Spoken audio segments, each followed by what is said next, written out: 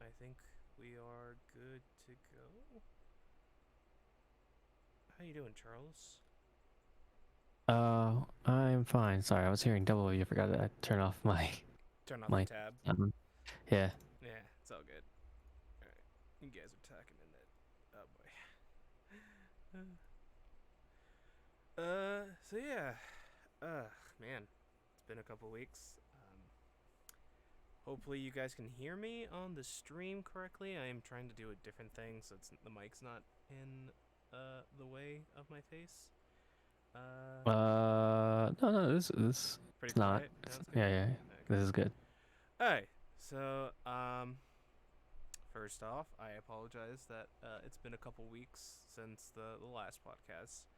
I've uh, I've been in a slump, a depression slump, and I just didn't have the energy to do streaming or. Well, I did do some streaming, but this last like week and a half or so, I would say, has been rough. I've talked to you about it in private, or at least Mm. the one of the incidents that's caused it, and it's just a bunch of shit going on. So, sorry about people missing an episode or missing Ah. see us or talk to us. So apologies. Hopefully that won't happen, and the next couple episodes will be on time, and hopefully we can be consistent. So yeah. Hmm. Other than that, well, let's start with you, Charles, since I have a lot of Oh, stuff I want to talk about because I've had a hold on. very busy week. Yeah, what's up? I would like to say, it's kind of hard to hear you, Is and it? it's not on Twitch, just on Discord itself. Okay. I'm gonna turn the mic up and lower the mic. Is that better? Oh, a lot better. Okay. Yes. I just had my adjustments from yesterday with the the audio engineer, so I didn't want to adjust it, and if it was good enough, I also had the mic a little bit higher, so that might also been the reason why. Yeah. Did you have to scream or something? Uh, so Tony, when we were doing audio checks, he made me scream, but he made everybody just like do a clap. So, I did a lot of yelling as well because I was doing I did the big buff guy from Kill a Kill, the like Mm. sergeant dude, and I know what you're then talking about. Yep. I had to do in the first episode of Blue Exorcist, I had to do the Rin and Shiro scene when like he's like tying his necktie and stuff. I had to yell for that too. That was fun. But we'll get to that. So yeah. What have you been up to, Charles? uh, I'm okay. I mean, ups Do and a barrel downs. roll. Okay, great. Uh, I had a Yakuza photo shoot yesterday. Oh, wait, what? Yeah. I played Nishiki. Oh, I went nice. as Nishiki. Yeah. Uh, Let me send you a quick little. yeah, send me that. As long as you didn't blow up. Check. Uh, uh, hold on. Sorry. It's okay. I just DM'd it to you just now. I see it. So it was with Jeremy and I. Holy shit. You look amazing as Nishiki. thank you. It was the photo filter that made us look so fabulous. By the Yeah. way, I wish my skin was that good, but yeah. Yeah, you can obviously tell who we were playing. Yep. That's awesome. But yeah, it was a fun time. Went to the round one. I don't know. Callie has a round one. It's a Yeah, Japanese. Yeah. my friend Greg wants to take me sometime soon Wow. because of the troubles that I've been having, and I want to go there real bad.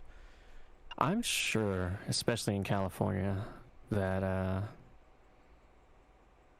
that the round one's probably better. But yeah, it's like a Japanese like arcade kind of thing. You, What do you mean? Are you saying the one that's in Texas isn't that good? What? no, I'm just saying like I don't know. We're not as diverse as compared to California, so I'm sure like the Asian stuff over there is better. I don't know. Oh, I've never been to California, so I wouldn't you've never really. been to Cali? You never for Anime I Expo or have for anything? like I have for like 2 hours, and then we flew to Vietnam shortly after. But That's yeah, I only been to LAX like one time, you gotta and it come. was just at the LAX, just not So nowhere around. you literally saw the inside of like the biggest airport in the state. Yeah, Yeah. basically. But I was like, I think 10 at that time, so I don't remember it that much. Well, if I'm gonna come to Texas, you should come. You and Jeremy and John should visit California when it's not Uh, world heat record breaking summer heat, like maybe like the fall or winter or something.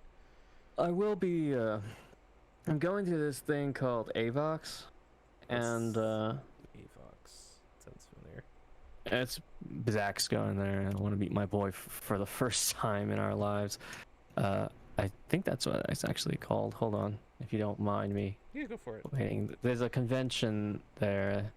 Where like Pro ZD's going, Max Middleman, all these like big names. Sorry. No worries. Let me get it. When is it? Can you give me just a moment, please? No worries. Just trying to keep the conversation going while we wait. Yeah. What the?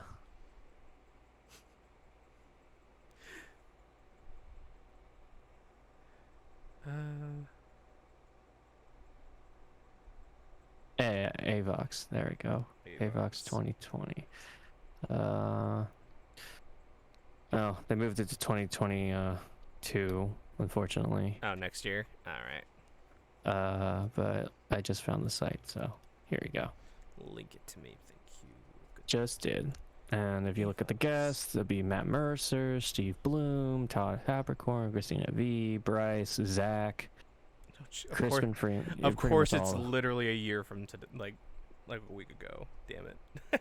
Yeah, I just COVID and everything. There's really little we can ever do anything about it. Oh, it's in Pasadena. Yeah. Okay. Yeah. A lot of big names are in this. Oh, surprised Zach's no longer in the first page anymore. What the heck? Oh, he's in the second page. But yeah, a lot of big names are coming, and I was like, man, I want to meet, one of my longtime friends. Oh, it's the PCP peeps. Oh, okay. Makes sense. Oh, Spike Spencer's coming? I didn't know that. Dave Winberg, David Lodge. Yeah, a lot of big names are here. Damn. Bryce Papenbrook. Damn. A lot of... DC Douglas, Kyle Hebert. Yeah, a lot of people are coming, so... everybody, it looks like, and their mother. Yeah, and that's next year, so I'll be going to California then. I don't know if I'll be departing at LAX, but you probably will, because a lot of because it's depending on where you get your housing or your Airbnb, your Airbnb, which is probably the smarter option. You probably want to do out of LAX, just because LAX is cheaper compared to Burbank, and yeah. Well, let me know if you need a taxi, and I'll come pick you up and take you to your place. I don't mind. Yeah, I'll pay for your gas and everything. Yeah. That'd be cool. Yeah. I've never visited California in this way before, and if you can show me some good places to eat, for the time being. Just make sure. I know it's a year from now. Just make sure to bring comfortable, like cool, weather. It's good. Like, I don't know if you heard about the news about Death Valley 2 days ago. Yeah, you told me 130 degrees. Beat the record that it broke last year by a degree. So jeez. Yeah, so it's also like 98 right now outside, and I'm lucky that I've had the AC blasting on all day. So it's a nice comfortable 74 right now, even though I want it. So just make sure you bring comfortable cool clothing. It'll get cold at night, so you can have pants and stuff for then, but even then depends, because it gets really fucking hot. So yeah. But yeah, let me know. Hopefully I'll still be in California and living here. Hey, that's and by then, because who knows, a year from now. But yeah. It's at July, so damn it, it's gonna be really hot. Yeah, I'll definitely be wearing very comfortable, not black colored clothing. Yeah, I don't think I'll even be cosplaying that much. You should cosplay if you want, but I don't know. Yeah. Just be prepared to have a set of comfortable clothing. Yeah, cool. Yeah, for sure. So that's gonna be next year in July. So cool. Hopefully the traffic ain't as bad if you do pick me up. Yeah. I mean, it depends on what time you get in. LA traffic is usually bad, like really, like not really early in the morning, but like like the usual 8 a.m., 9 a.m. usual time. Oh yeah, usual rush hour. Traffic rush hour is like 3 p.m. start. Like it can start there to like 6 p.m. I like any time between that is like rush hour, and that can last God knows how long. We could be, but hopefully we won't be sitting in traffic, and hopefully you won't be coming in around those times, so it'll be nice and easy. Mm. Give me a reason to travel to LAX for the first time by myself. So I've always been driven to LAX or gone. I had my mom or somebody else drive to LAX, so it'll be interesting. I've driven to Burbank. Burbank's a tiny little airport, and that's pretty easy. But LAX is a whole other beast. It'd be cool. But yeah. What else have you been up to? Outside of that, oh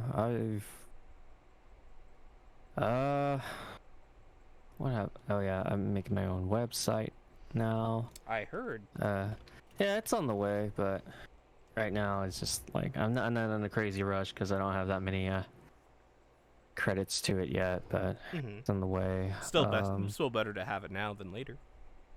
Yeah, I'm working as I go, as the year goes on.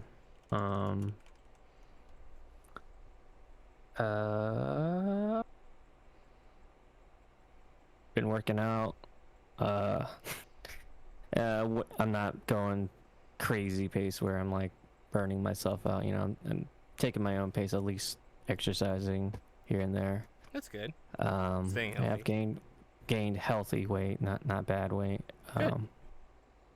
Very self-conscious with my appearance, so I don't want no bad things on my body. But yeah, been working on that.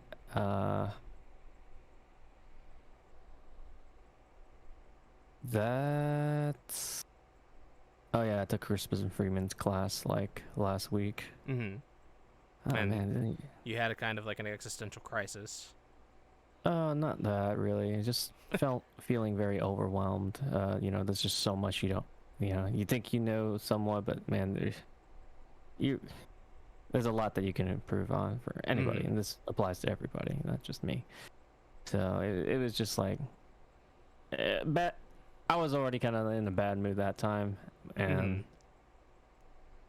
But then after a week of thinking about it, you came back with a good takeaway. Yeah, of course. Okay. I bitch and whine for a few minutes, but for a few days. But I'm like, no, what they said was correct, and I can work on this and go from there. So was it just he just had a lot? He just gave a lot of information that overwhelmed you on that day, or is it just a bit of that and just like the bad mood? The bad mood really didn't help. I tried to keep it together, and for the most part, I did good on that. During the time, but then afterwards I'm like, all that. When you stand up straight for like, I don't know, X amount of time, then you just like slouch. You're just like, all this weight, I'm so tired. I'm like, yes, I do know that I have to work on this, but God, I am not. It was just bad timing, that's all. Gotcha. Bad timing, good message nonetheless. I did take a lot from it. Will helped me out afterwards as well, and I'm very grateful for that.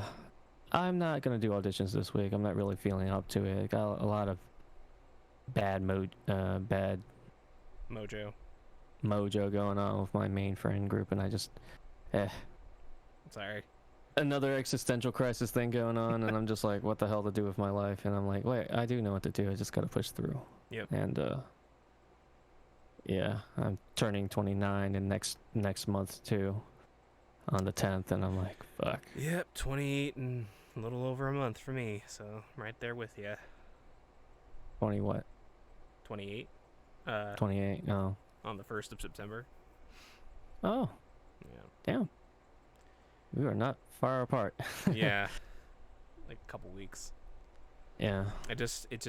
I'm always reminded of the song 30 by Bo Burnham from his Inside special, where he did a song where he's singing about the last couple minutes before he turns 30 and how he can't believe that he's spending his 30th birthday inside of his room locked there, and that like comparing like himself to like his peers, and he's just it's it's obviously like that's a mood right there. it's obviously like played up for dramatic effect, but also like he is like, you know, he does make he does make a good point of like how he's turning 30 and how he feels like by the like his like the one thing that he says is like when my grandfather was 27, he was fighting Vietnam. When I was 27, I made a bird cage with my mom, or a birdhouse with my mom. Like he's comparing his like his accomplishment, the different, and it's very like but also like him singing is like he's losing it as he's singing it because he's just seeing the clock. That's tick. just who he is. That's his that's just what the special is. It's just I haven't watched it yet, but I do want to. Just Charles, if you just it's very dark.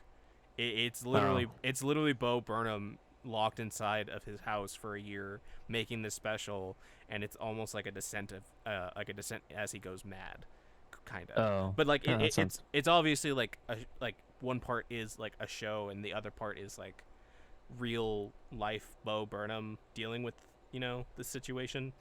But it's very, very good. Just be prepared and try to be in like a good mood before you watch it, because it can.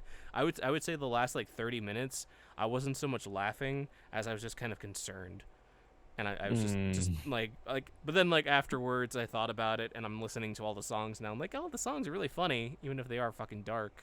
And he does but like yeah, just be prepared. I highly recommend it, but just probably when I'm having better days. Watch it. Not today. Not today.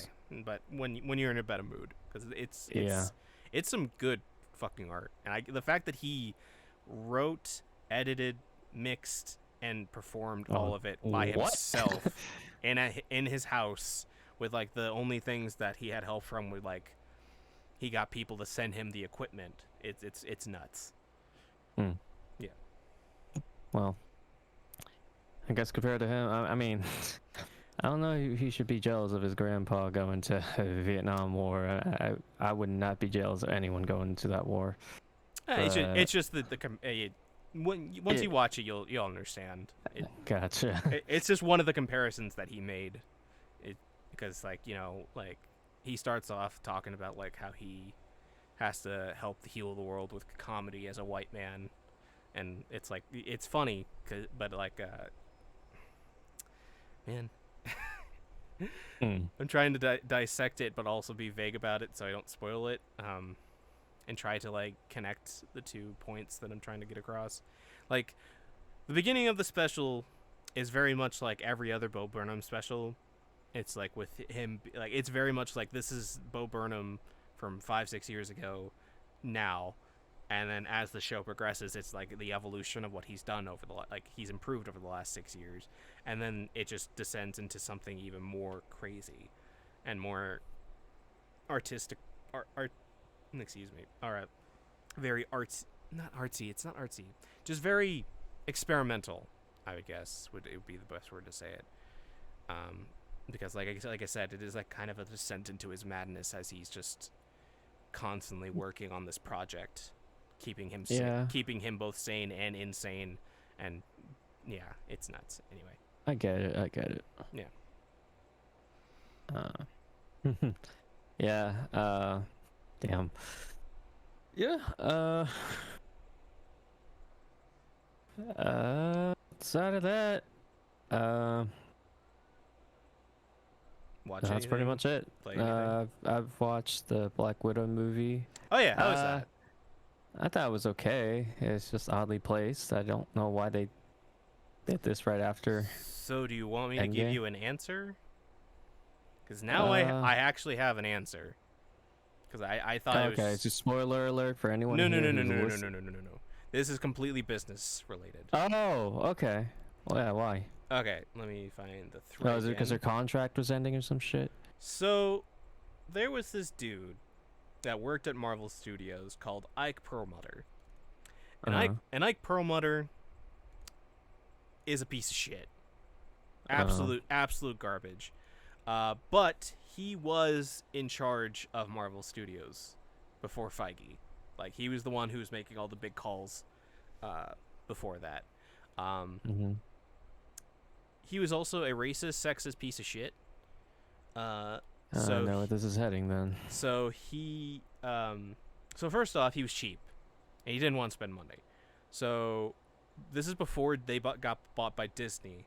But Mm. basically, Marvel Studios would, instead of giving characters films, actors were given contracts where they can only be in team ups, which is why Black Widow is in like a shit ton of team up movies up until Endgame, basically. Mm. Black Panther was supposed to be one of the first characters that brought him and Captain Marvel. Guess who blocked it? Because Ike thought that women-led and people of color-led films wouldn't do numbers. And according to this You're thread, wrong. Oh, he's wrong. 1.3 billion for Black Panther and 1.1 billion for Captain Marvel. Also, he was the reason why Peyton Reed and Patty Jenkins left their respective Marvel films because of creative differences with him. But they went on to do good work. Also, he didn't want Iron Man to be in Civil War. He didn't want to pay Robert Downey Jr. his fee. Fuck. Also, Favreau didn't write Iron Man 2 because Favreau wanted to do the Demon in the Bottle arc, and Ike turned it down. So Jon Favreau just let someone else write Iron Man 2. Also, in Iron Man 3, That explains a lot. Rebecca Hall was supposed to be the main villain. And he's like, nah, no female villains. Wow. And there's a bunch of allegations. But now that Scarlett's contract is up, she can now make solo movies. But because of apparently what is implied by, obviously, Black Widow and Endgame, it seems like this character is a send-off. Or this movie is a send-off. Sucks. So maybe they can... I mean, there's the timeline shit that's going on right now with Loki, so who knows if they can do that. But yeah, so there's this just Ike, what is his name? Ike Perlmutter is the reason why. And Kevin Feige apparently tried really hated him to the point that he literally said he would quit working at Marvel unless Ike got the boot, and that's why Kevin Feige is now in charge. Because they listened to him and they fired him, apparently. Good. Well, they're making money out of Kevin Feige, so, money talks. Yeah, and he's also like the man behind everything, and he's planned everything out. So I would assume that the man who makes the big billion dollar movies for this like company is probably going to be the one who gets the word. Yeah, makes sense. On top of everything, and yeah, it's absolutely nuts. So yeah. Well, glad that misogynistic piece of shit, racist piece of shit is out. Yep. Sucks that literally like Agents of S.H.I.E.L.D., the Daredevil, all the Netflix like Marvel stuff were all affected by this dude, just so that way eventually we could get like the good stuff that comes out post that. That's really sad. I feel bad for the actors, man. Yeah, I think Stan Lee would have hated to see that, but what can you do? Stan Lee was not in charge of the movie side or the film production side, so he was in charge of the cameo side. I'm just kidding. Well, he's in charge of. I'm pretty sure he was the head of comics until. No, I was years, making right? a jest. I'm making a jest because he always made a cameo in the movies. So I was like, he was in charge of the cameo side. I mean, you're not wrong. I guess my joke is flying over your head. No, you're not wrong. I get it. It's just okay. I was just being the straight man, I guess. I don't know. Oh yeah. Speaking of straight man, I did finish Taxi. Do you want to? Okay. Do you want? There's a lot of things we're going off on, but do you want to talk about? Do you want to like do like a discussion about that once we've gotten through both of our Yeah. weeks? Okay. Let's do Okay. that. So just Uh, keep a reminder for anybody. We will be talking about Odd Taxi, and maybe Loki a little bit, depending on if you feel like talking about what's the lead up has been up to. Because I think this next week is the finale. really? Damn, this fell fast. It's only 6 episodes, so yeah. Mm. And I really want more. well, there's already a confirmed season 2 for it, so I'm assuming that whatever happens in the ending is going to lead to that. And yeah, I God. guess Stanley, it was him and Jack Kirby, because Jack Kirby was the artist and the writer for a lot of the like for Captain America. I think he wrote a couple of Spider-Man comics and helped with Stan Lee. Yeah, a lot. Yeah, he helped a lot. Yeah, X-Men, obviously. Yeah. So yeah, we're gonna talk about Odd Taxi sometime later. So if you haven't watched Odd Taxi, and you're in the stream, sorry. I hope you guys are ready to talk about this very, very weird but very good anime.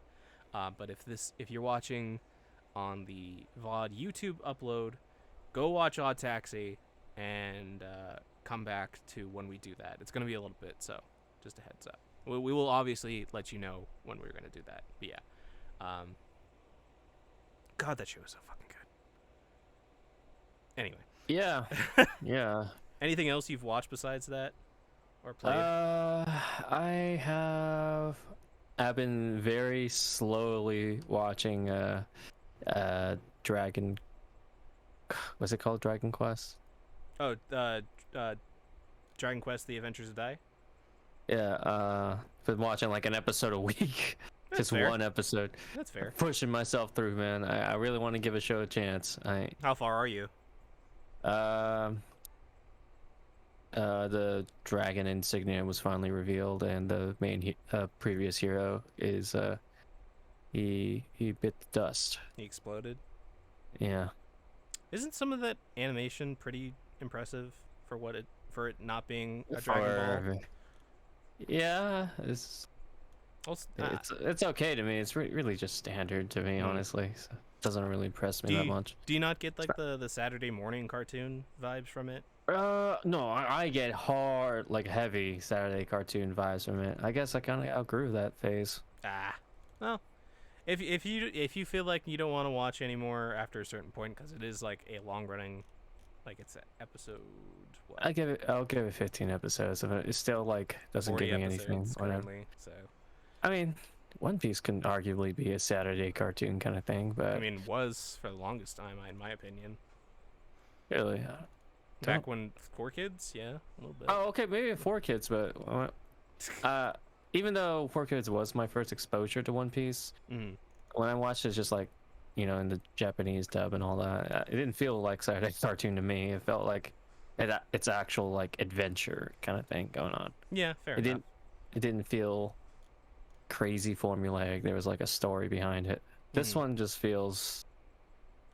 I don't know. I feel like I outgrown this. Like, again, character has secret, innate abilities. Oh, this is very shonen. Again, totally fair. It is the 80s shonen that was competing with Dragon Ball at the same time. So yeah, it's just getting a full good adaptation is all.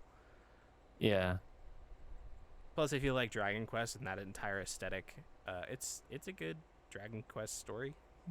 I would say the art's good. The art's good. And it's very vibrant. It's pretty to look at. Boy, Dai is a fucking Goku. Am I right? Yeah. And the Demon King is like the Dark Lord is definitely just Piccolo. I just get Piccolo vibes from him. Every time he speaks, I just can't hear King Piccolo. Every time. Is it actually? I don't actually know. That would be interesting to see. That would be funny. Let me look up. But yeah, been watching that. I've also been watching Baki. Oh yeah, that's a freaking stupid show, man. Yeah, it's a stupid show, but like it's stupid in a good way. It's just like, wow, how ridiculous can this show actually get? And sometimes it gets so ridiculous where I'm like, man, this is starting to get bad, but What are you talking about? The man poisoned his hand for 20 years so that when he slaps you, it kills you. How can yeah, it's the anybody? guy who can compress freaking oxygen in the weird vacuum thing, break walls, and make you unconscious. Mm-hmm. It's and then the main character's dad can just stop an earthquake by punching the ground. Yeah, and obviously men have those pectoral muscles, those 16 pecs. And those back muscles that make a demon face. Yeah. Screw Yakuza tattoos. You just need to be mega ripped, where your muscles make demon faces. Yeah. It's so ridiculous and so stupid. But in a good way. At least sometimes. It kind of, it's just. I'll say this. I don't like that it starts in like arc 3 Yeah, it is of the series. the anime that is on, I assume, Netflix. Yeah, I'm watching on Another Netflix. weary warrior of darkness. Troy Baker voices the main character. I didn't Yeah. know Troy Baker is still doing anime. He does anime rarely. And Nanaro, thank you for the 1, 2, 3 gift subs. Very much appreciated. Thanks, Nanaru. It was nice meeting you this weekend. Another weary warrior of Oh, darkness. it's weird that it's echoing in my ear. Thank you. Um, yeah, I Much appreciated. I think Troy Baker does mostly video game work, and I think he does his like other stuff. Yeah, he's. I'm surprised. Like, God, is it a fucking He's treat re- to hear him he- in an anime? it's really weird because I'm. warrior of I don't know if I'm like downplaying anime, but I'm like, damn, Troy Baker still doing this. The Troy Baker, Joel freaking Kanji. Hey But man, yeah, you get your work anywhere you can get it. yeah, I suppose. I mean, he always does a good job. Troy Baker is like, one of the top 5 for me. He's Same. so good. He's crazy good. But yeah, the dub gets, dude, it's real silly. goofy. It's silly as It- fuck.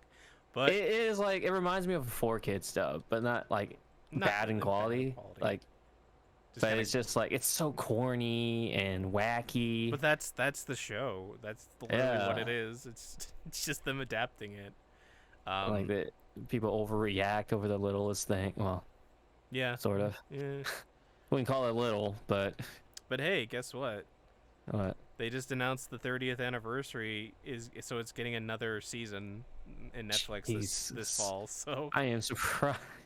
This Also- show is so ridiculous. it's also one of the few anime that my friend who's not big into anime actually likes and watches. So This is such a stupid anime. yeah, but it's also funny to find out that the mangaka is the father of the Beastars lady. Well, that. Wait, what? Yeah, the author of Beastars is the daughter of the creator of Baki. Did you know the creator of Bucky actually was in martial arts for a while? He was like in a Japanese special like martial arts forces. Yeah, I think I've heard about that when I watched a video about the That's- series Crazy. and how This he dude just, is like actually like been in the military. yeah, And then he makes a manga. that just is not realistic at all of like military or fighting or anything. I guess the apple doesn't fall too far from the tree in terms of weirdness. Although I Yeah. don't think Beastars is as weird. It makes me feel weird. That's all. If you know what I'm the talking manga about. the manga is pretty weird because there's the goofy pose that was a meme for the around when the first season came out. Are you talking about Baki or Beastars now? Beastars, Okay. of how like What pose was this? it's like it was a meme of like like a character from Baki flexing the muscles and it's like, oh, Oh, that's nothing compared to your daughter's talent. And it's just what's the main character, just like it's really Legoshi? but he's like drawn very cartoonishly doing like a wide pose. Let's see if I can find it. Beastars. Okay. I know. Probably. Dang, how old is this guy? He's 40, 50. Not very Wow, old. he had Surprisingly, a- a lot of He had his daughter young then. Damn. yeah, I mean she's only like in her early 20s if I remember correctly. Still pretty young. Where is it? I'll find it later. But it's Yeah, don't worry. it's about basically just like he's just like doing like the like a not like a full Hildebrand pose, but like you know the pose where you just have like your arms like really wide and you're doing like you're folding your arms in. it. Yeah. Yeah, You, it's just you that. said Hildebrand, and I already had an idea. Yeah, it's just, but it's like it's like it's drawn to be very cartoonish and goofy. Yeah, Like, the proportions are just crazy. Yeah, they're goofy. So yeah, it's It's not to say the art is bad. No, Baki's mangaka is a really good artist. but it's just like, how can you compete with when your daughter draws even more imposing figure, and it's just Legoshi as a cartoon wolf, just doing that. It's funny. That show is so That's- goofy, but I love it. Beastars. Both Beastars and Baki. Yeah. Yeah. I could definitely believe a guy, coming from a submarine, like, I don't know how many meters down, just swimming all the way from the top because like he can hold his breath for X amount of minutes. Oh my god. It was, that was What great. about the man who can climb sheer buildings because of his fucking fingertips? I haven't gone to that part yet. Oh god. Yeah. Oh man. I haven't gotten to the part where God. I'm at the part where that one guy, really tall guy, white hair, white beard, he's getting followed by everyone in the karate thing because they're like, "Oh, you took out one of our men, so 10,000 of our men are going after you now." Right across the entire country. Oh god. Entire country. Uh, I'm at the part where he's at the amusement park. yeah, and it's but just- you seen the killers, the guys who escaped from the jail, the prisons, right? yeah, the rest of them. It's the guy John- that scaled out of the prison with his fingertips. Oh, I don't remember You this don't remember? for some reason. So it's not really a spoiler, but like he obviously is able to escape climb sheer completely flat surfaces, and it's just his fingers. His fingers have such incredible muscles, and his fingerprints are just so smooth that he's able to grip onto anything. So I forget what happens, but basically gets thrown out a window from like the 15th floor. And they go to check to see if he's fallen, and he's not on the ground. He's just scaling the outside of like a skyscraper with just his fingertips. It's Baki is so stupid, but I love it. It is so stupid. It is incredibly stupid. Gotta get but- strong. Gotta find my dad. Yeah, I feel like this is what like anime should. It's just ridiculous. It's just anime ridiculousness. I don't know if you saw the Fast and Furious retrospective that Will put down on General. I'll probably watch that later. Yeah, but basically it's like this is just anime. This is so ridiculous. It has literally become anime. Like Fast and Furious has become anime. I mean, basically, it's just it goes from stealing VHS players or DVD players to we're going to the moon in space. Yes, in our rocket car. It's like Well, where do you go from here? And this is anime. It's so- Fast and Furious is anime. you just replace with the power of friendship with the power of family. Yes. I gotta rewatch these movies now. I'm honestly, if you ever want to watch, instead of watching Loki or like the fucking Disney stuff, you just want to watch just go through every single Fast and Furious movie, I'm totally down. Yeah. Just you go from like humble beginnings and then everyone. Because it is crazy how it goes from it's like a racing indie movie with really cool car stunts to no, this is just an action film with cars that happen to be there. I think the reasoning behind it was just it's to appeal to a wider audience because I'm not everyone likes cars, not everyone, likes racing that much. But if you, It was make interesting it because so it was really interesting because I always found it really interesting that the Fast and Furious were always doing different car races and stuff. So as a gamer who plays racing games every once in a while, it's this is kind of cool. But yeah, I get it that it's totally to appeal to the widest possible. Yeah, when it hits Fast and Furious 4, apparently that's when things go bonkers. Yeah, because Tokyo Drift is weird. It's weird, but I wouldn't say that it's Tokyo Drift was, I believe, 3. Yeah. I think 4 or 5 is when the series goes whenever The Rock shows up. The Rock doesn't show up until like I think like 5 or 6, maybe, because he was late into the series. Yeah, he was like, Oh God, those movies are great. yeah, but I don't know about great, but They're great in they're what anime they are. as They're shit. anime as shit, but like they're not like Yeah. masterpieces of film, but they are great in like. Entertainment. I like when Vin Diesel says family, or like That's my favorite part, dude. did I don't know if you saw it, but did you see me retweet it? The one with the fucking the Home Alone one. No. It's from I think Home Alone Lost in New York, where he's Let like, me just. let me see if I can find it because it was a while ago. But he's like, yeah, here you go. Hold on, he sent it to you.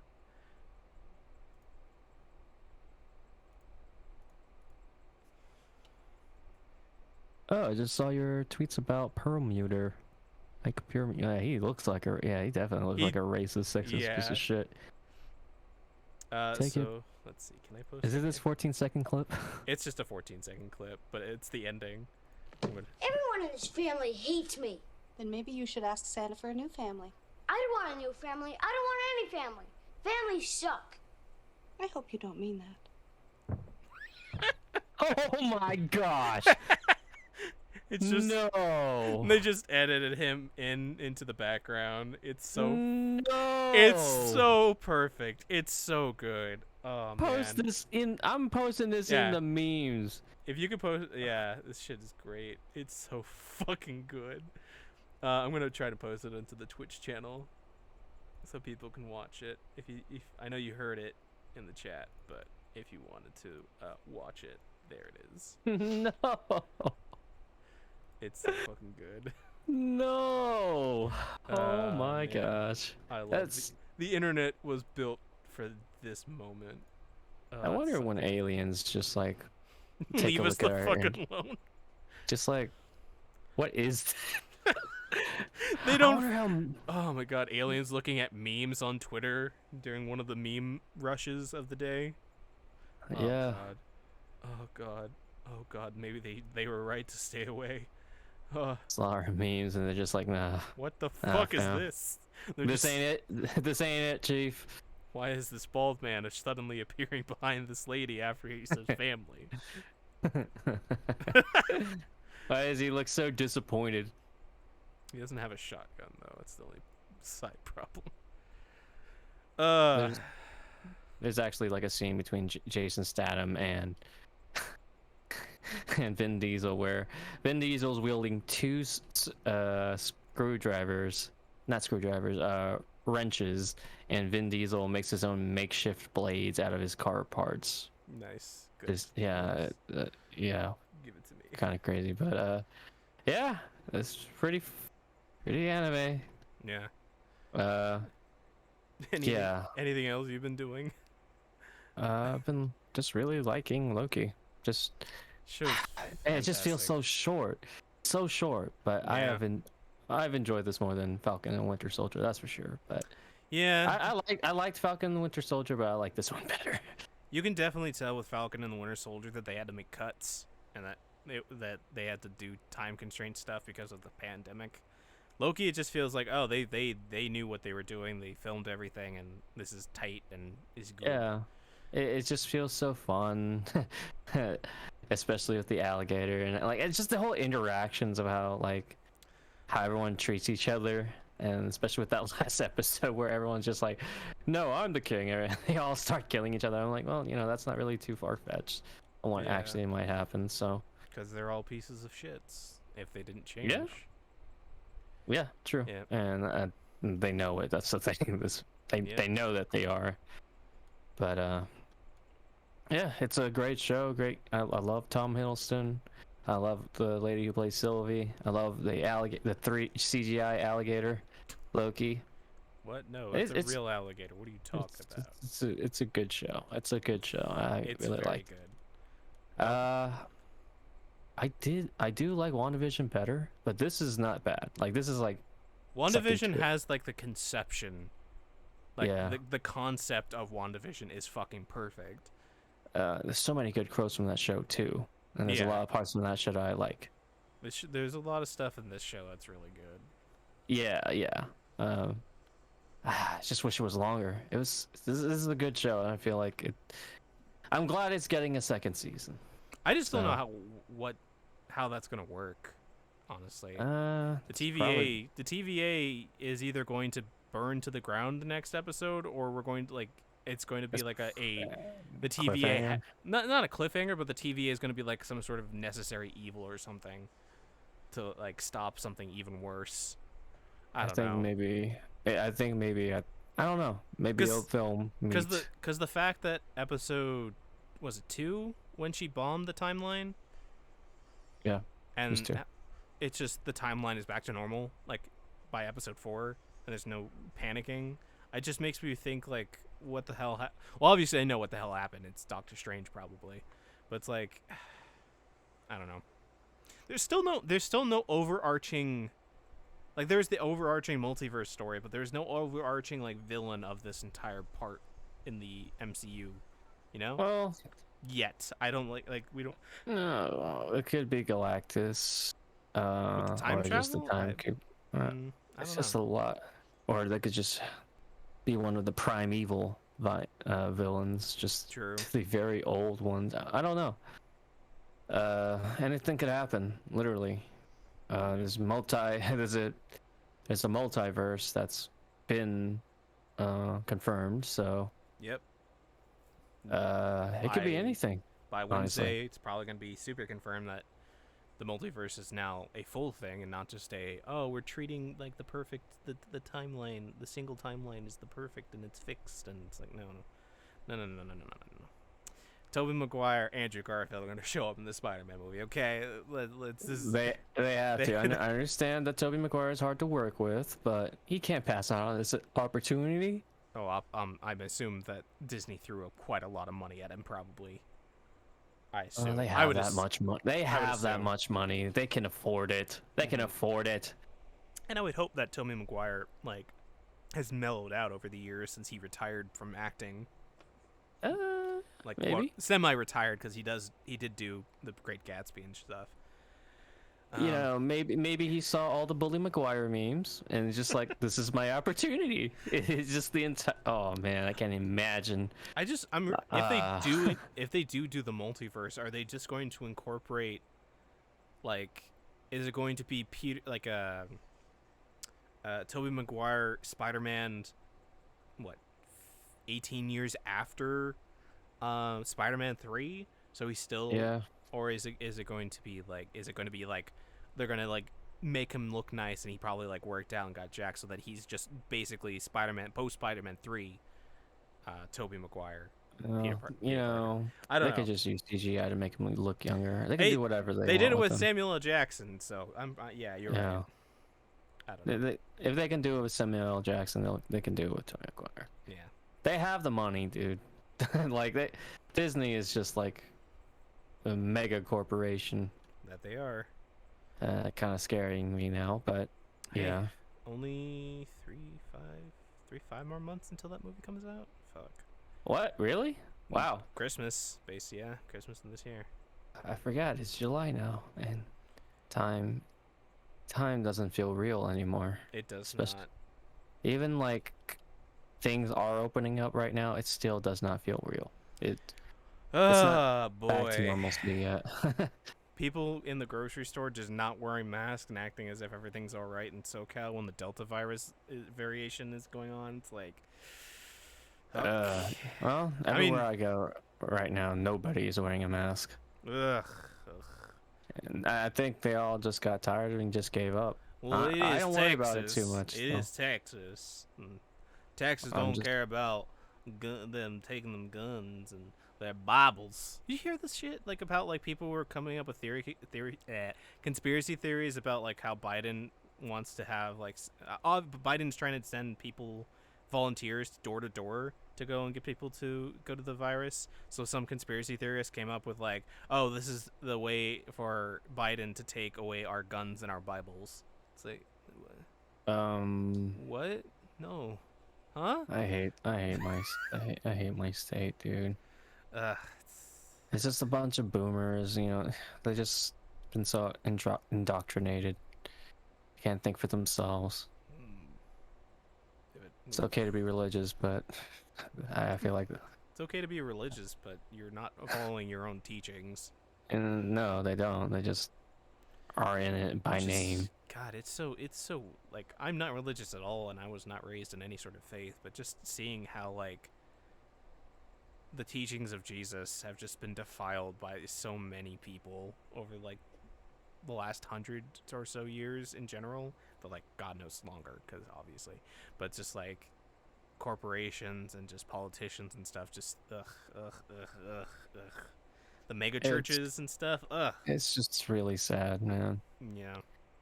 I don't want to dive too deep into into this topic, but yeah, it's disheartening. But yeah, we were just talking about Loki with this, about Disney being a super corporation. But yeah, it's such a good show. Anyone who hasn't watched Loki yet, I suggest you do. This is one of the really good shows that Disney has.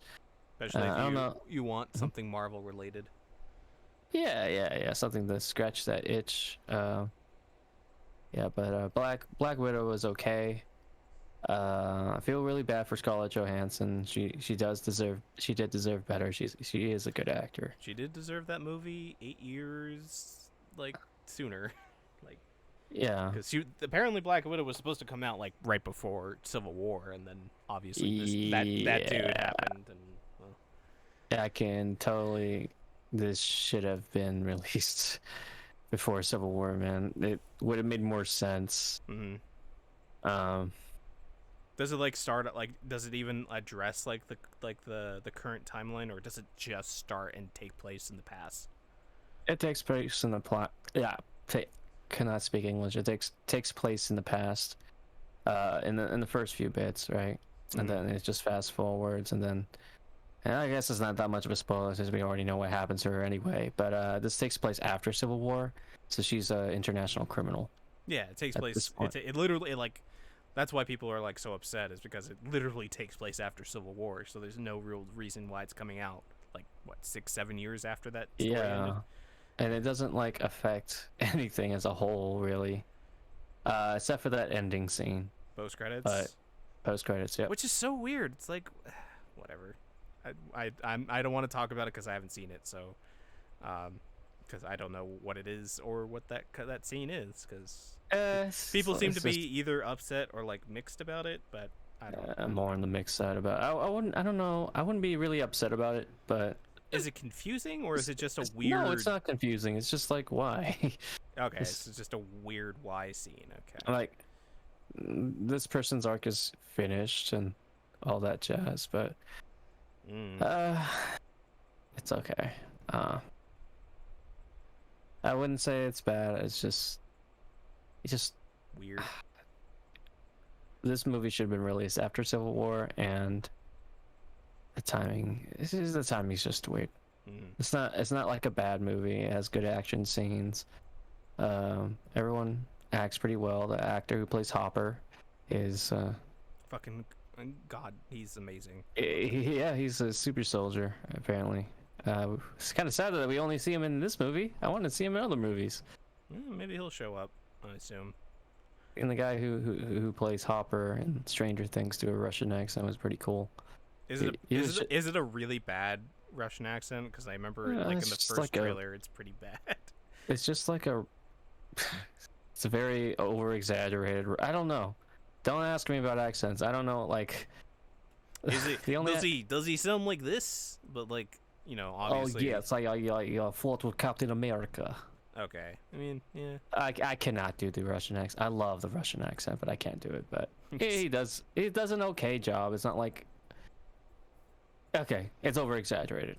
Okay. Call it bad or good, take it as you may, but it's over exaggerated. But whatever.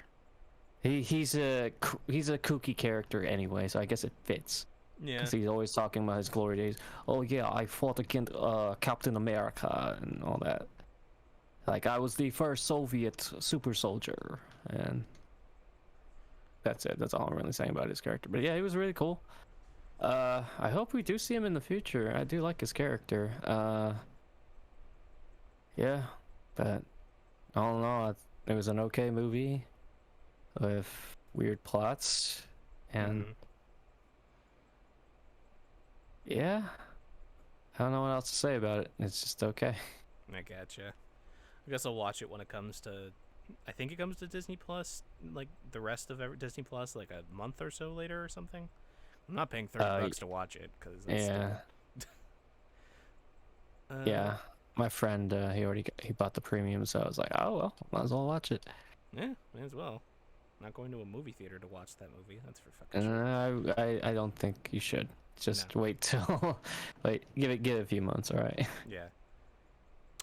Anything else besides that? Before you switch over to what I've been doing and watching? What do you mean? And you played anything else that you want to talk about? Watched anything else you want to talk about? Played. I finished Yakuza 4. Mm-hmm. Although I liked it, I think some of the story plot points are really dumb. In fact, I think it's literally the worst out of all the Yakuza games I played. And it's the rubber bullets, man. They just, oh yeah, you thought you killed 12 people. Here's the rubber bullets. And oh yeah, by the way, you thought you shot me. Oh, it was a rubber bullet. Oh man, these rubber bullets are like, they've gotten better after 20 years of research. I'm like, this is so stupid. It was the 1980s. How was he supposed to know? They acted like they died. I love Saitama. No, this is stupid. It is stupid. Like, And Saitama is perfect because he is not the smart. no, So. I say he should have killed. They should have kept it that he killed those people. Yeah, And that one scene when he was in the arena, it was profound because it shows like, do you know how like every day of my life I think about killing. Killing is not an easy thing, and that was really profound. Yep. Because like people like killing video games all the time. You don't give any thoughts about it. And then you got this character seemingly killing people. Who's supposed is in like a realistic, real life like world Situation. Yeah. Yes, and he looks at it like because you know all in all, he's a good guy. He has a good heart. So you know people with good hearts killing people, well, supposedly killing people like that. That's gonna fuck with them for pretty much their whole life. Yeah, but he did it for his boss, and that's what you know. And then his boss turns out to be what, catatonic? 20 years later. Yeah. So it's all for nothing. Yep. And yeah, I think that part of the game was good. I like Saejima. Saejima was really good. I liked Tanimura. I liked God damn it! Why did I forget his name? The guy who kicks. Oh, fuck. What is his name? He's because he's in The other. himbo. Yes. God, why did I forget his name? Akiyama. Akiyama. his Yes, yes, Akiyama. Okay, yeah, I like him. I think out of everyone's style, I like his the most. Akiyama. It's something about kicking really fast is so cool. It's really good too. It just feels good. I like his theme as well. Akiyama. Yeah, Shun Akiyama. Shun Akiyama. Yeah. So like that game, I like. Okay, I think the story beats are very stupid, but there are other parts in the game that I like a lot.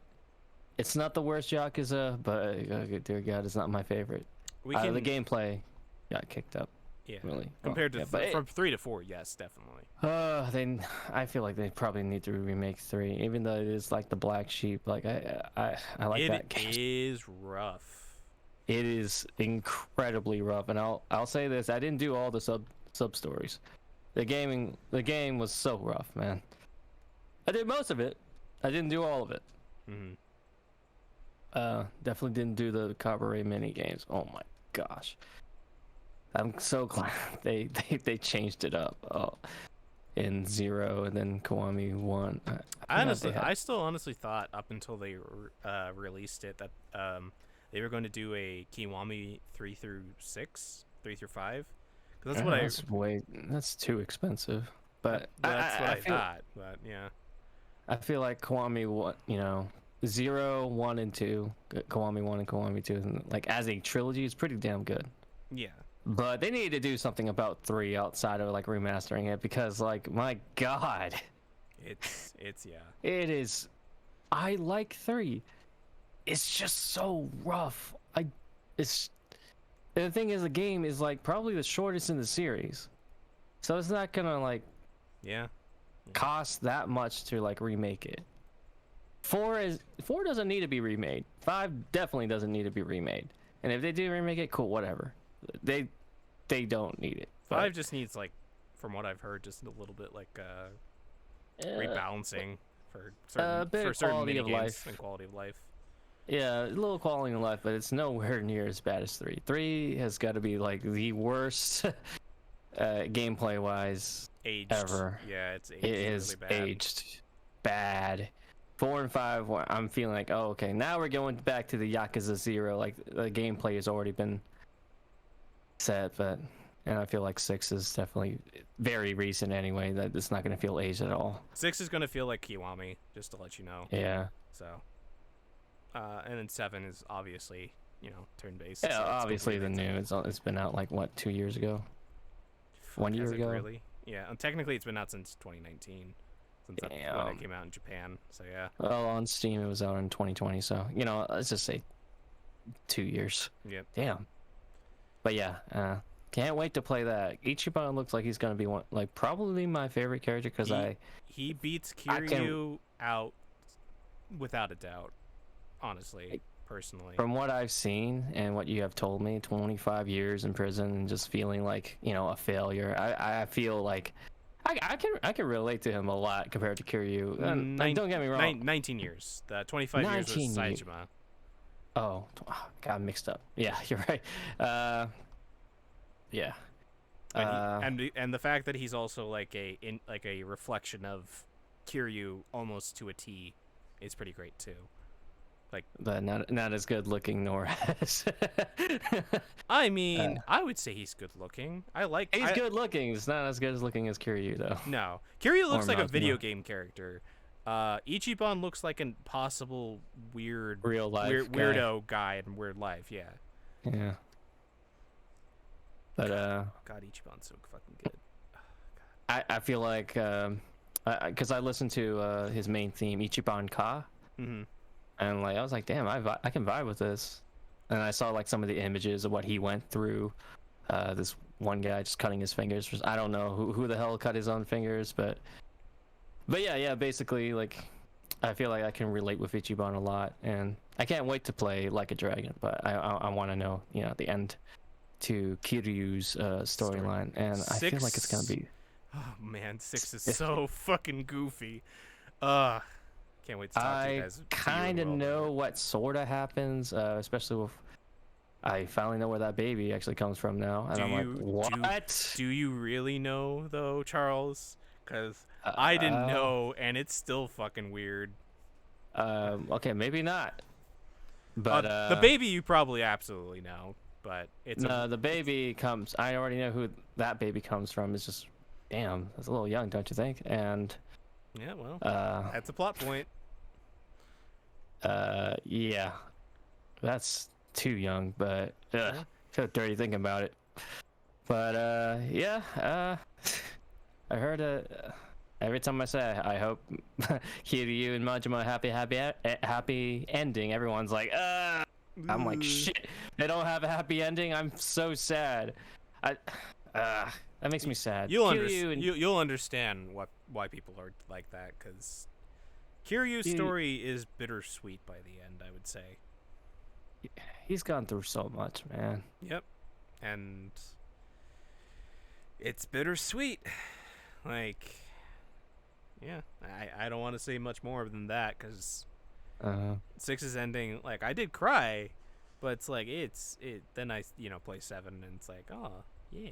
I mean, it's not even spoiling. I mean, I already saw Kiryu at 7, so I'm like, oh, cool. I mean, it's really it's to me personally, it was like, why? He should stay gone because of what happens in 6, but like, cool, I guess. Also, how does nobody not recognize him still? He's the fucking 4th chairman. He's like the most famous of the chairmans of the Tojo clan. It's so It doesn't look like, even though he looks like he aged, he's in his 50s then, he still looks good. Yeah. Hey, well, I don't know if it's, again, I've said this before when I played Like a Dragon, but I don't know if it's just the engine change or the time from 6 to 7. But you can really see the age in Like a Dragon on Kiryu when you see him. That makes me sad. That makes It's just, and it's mostly just in his eyes. It's like he has more eye bags for some reason. I don't know why they gave it to him or something, or they did something with his face. I don't know. I think maybe it was. It's his eye bags, and he does have like crow's feet starting to go in there. But he's like 50 something by then. He should already have all that. He's 40. Hold on, let me check. I know Majima was like 52 or whatever. Oh, spoiler alert, Majima shows up. I'm like, he's one of the summons. I don't know if that's a spoiler anyway. Well, it actually kind of spoils Yakuza 5, but...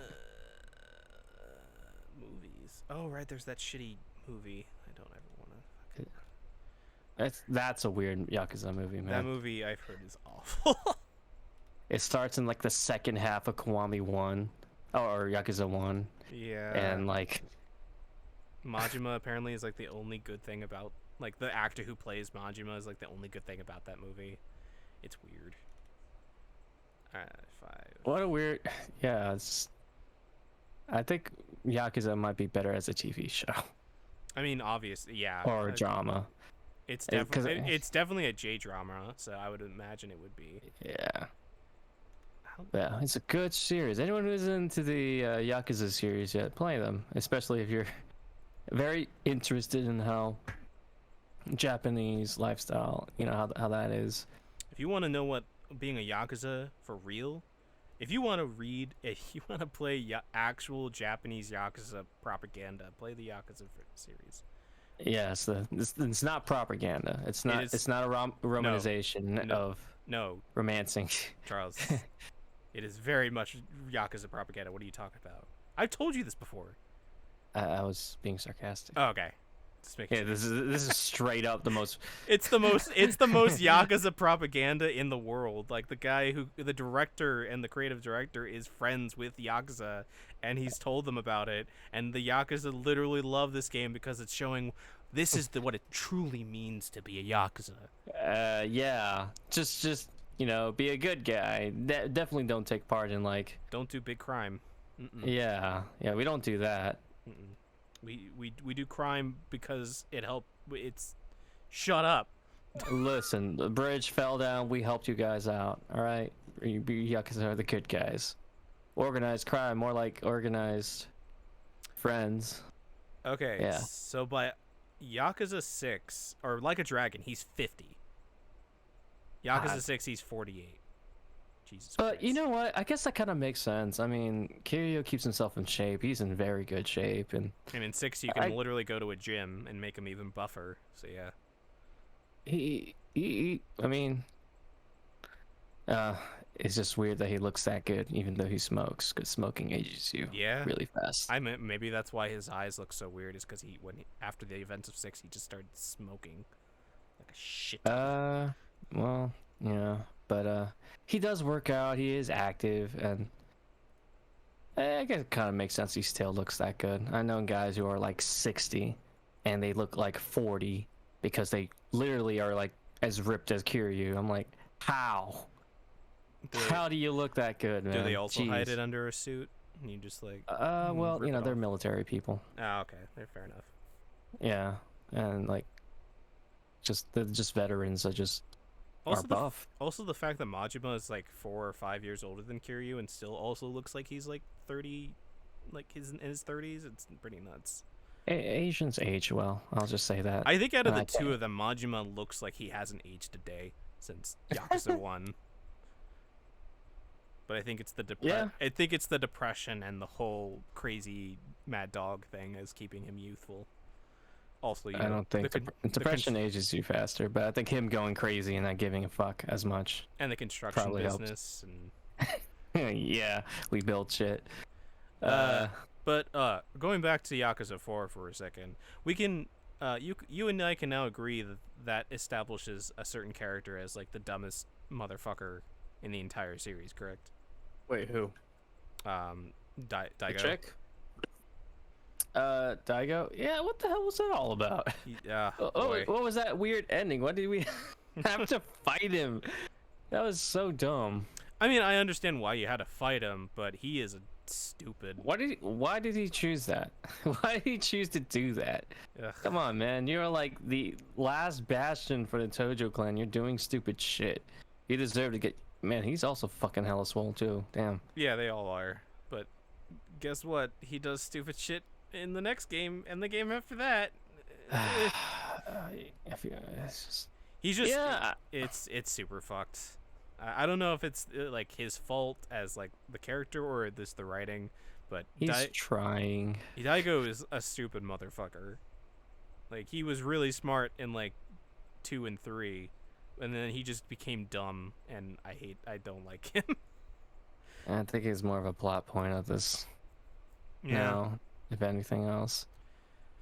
Yeah, that's kind of sad. I did find him pretty cool back in Kiwami 2, and then I don't know what they just made him like weird. Yeah, fucking chairman. That's what he is. Yeah. Anyway, anything else you want to talk about before switching over?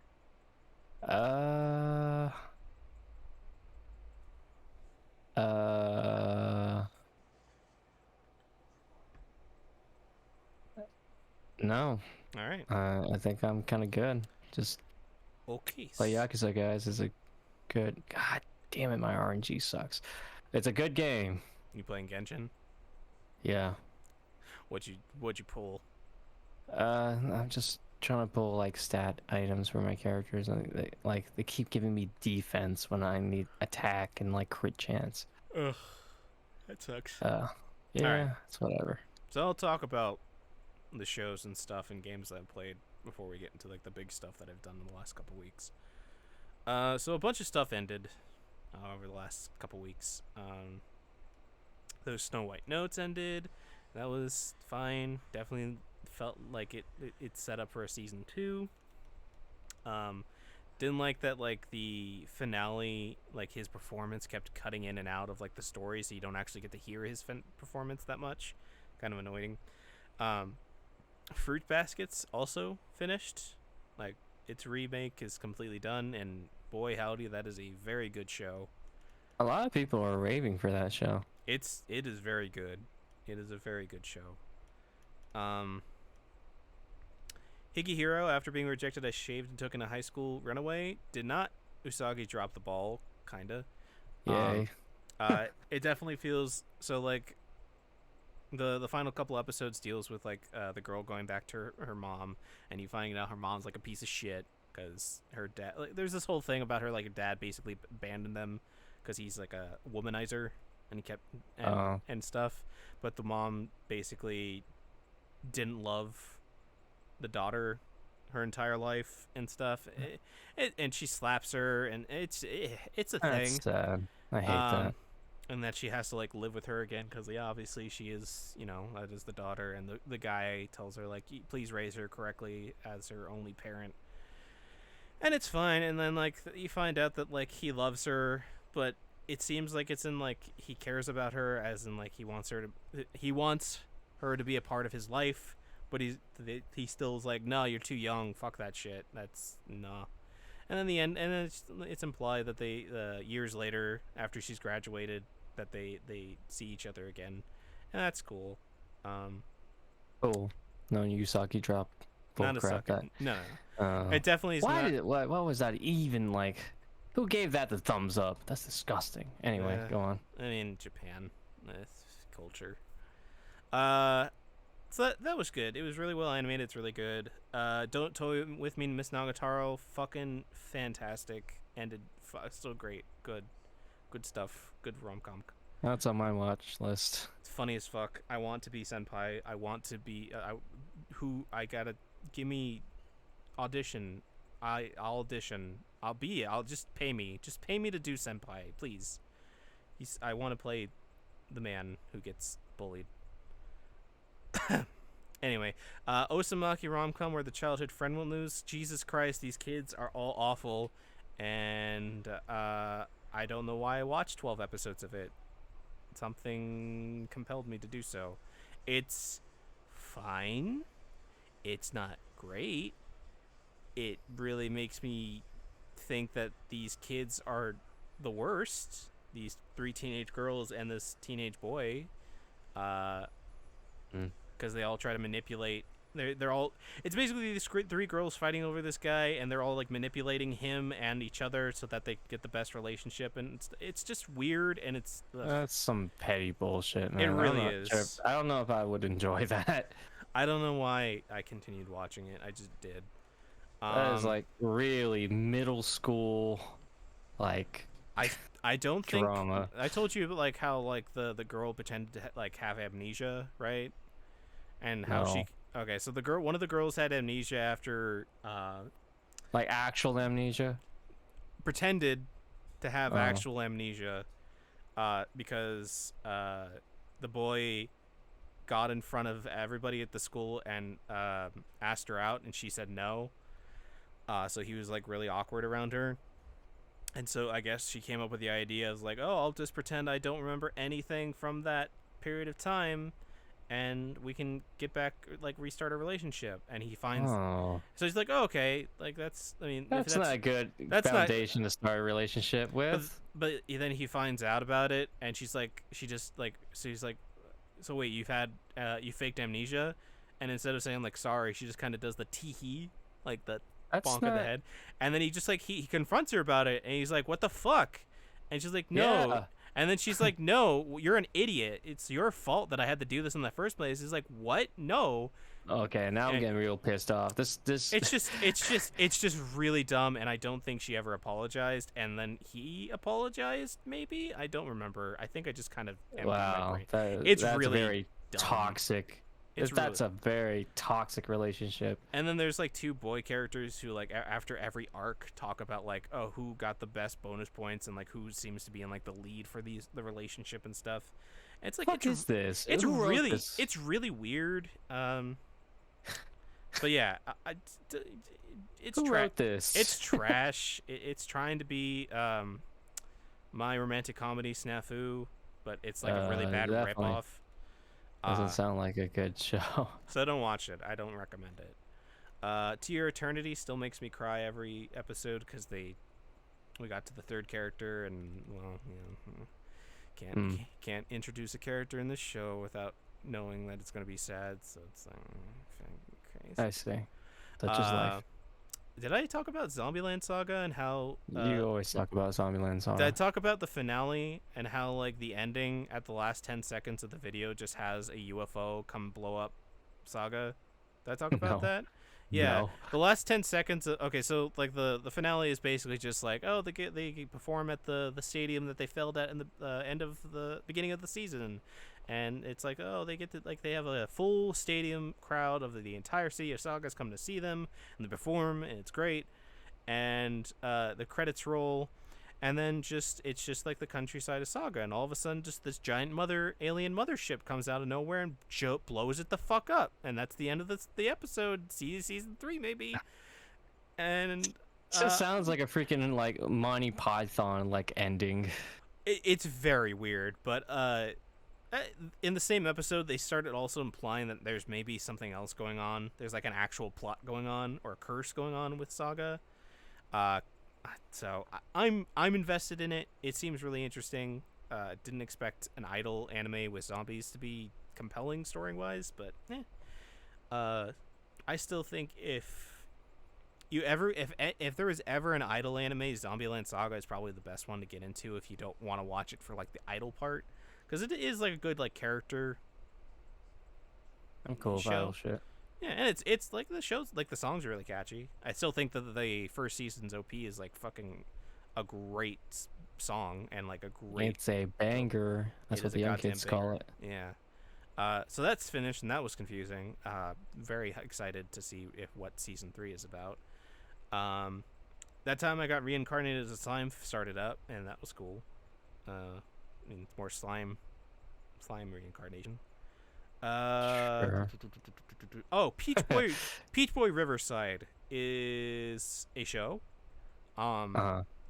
It's written by the Kobayashi's Dragon Maid person, and in the description is very vague. So I had to watch the first episode to understand what was going on. It's like, okay, that seems interesting. So this is the description. This is a tale that took place long ago. There once lived an old man and an old woman. The old man went into the woods to cut down some grass, and the old woman went to the river to, you know the rest. I don't know the rest, Crunchyroll. What the fuck do you mean?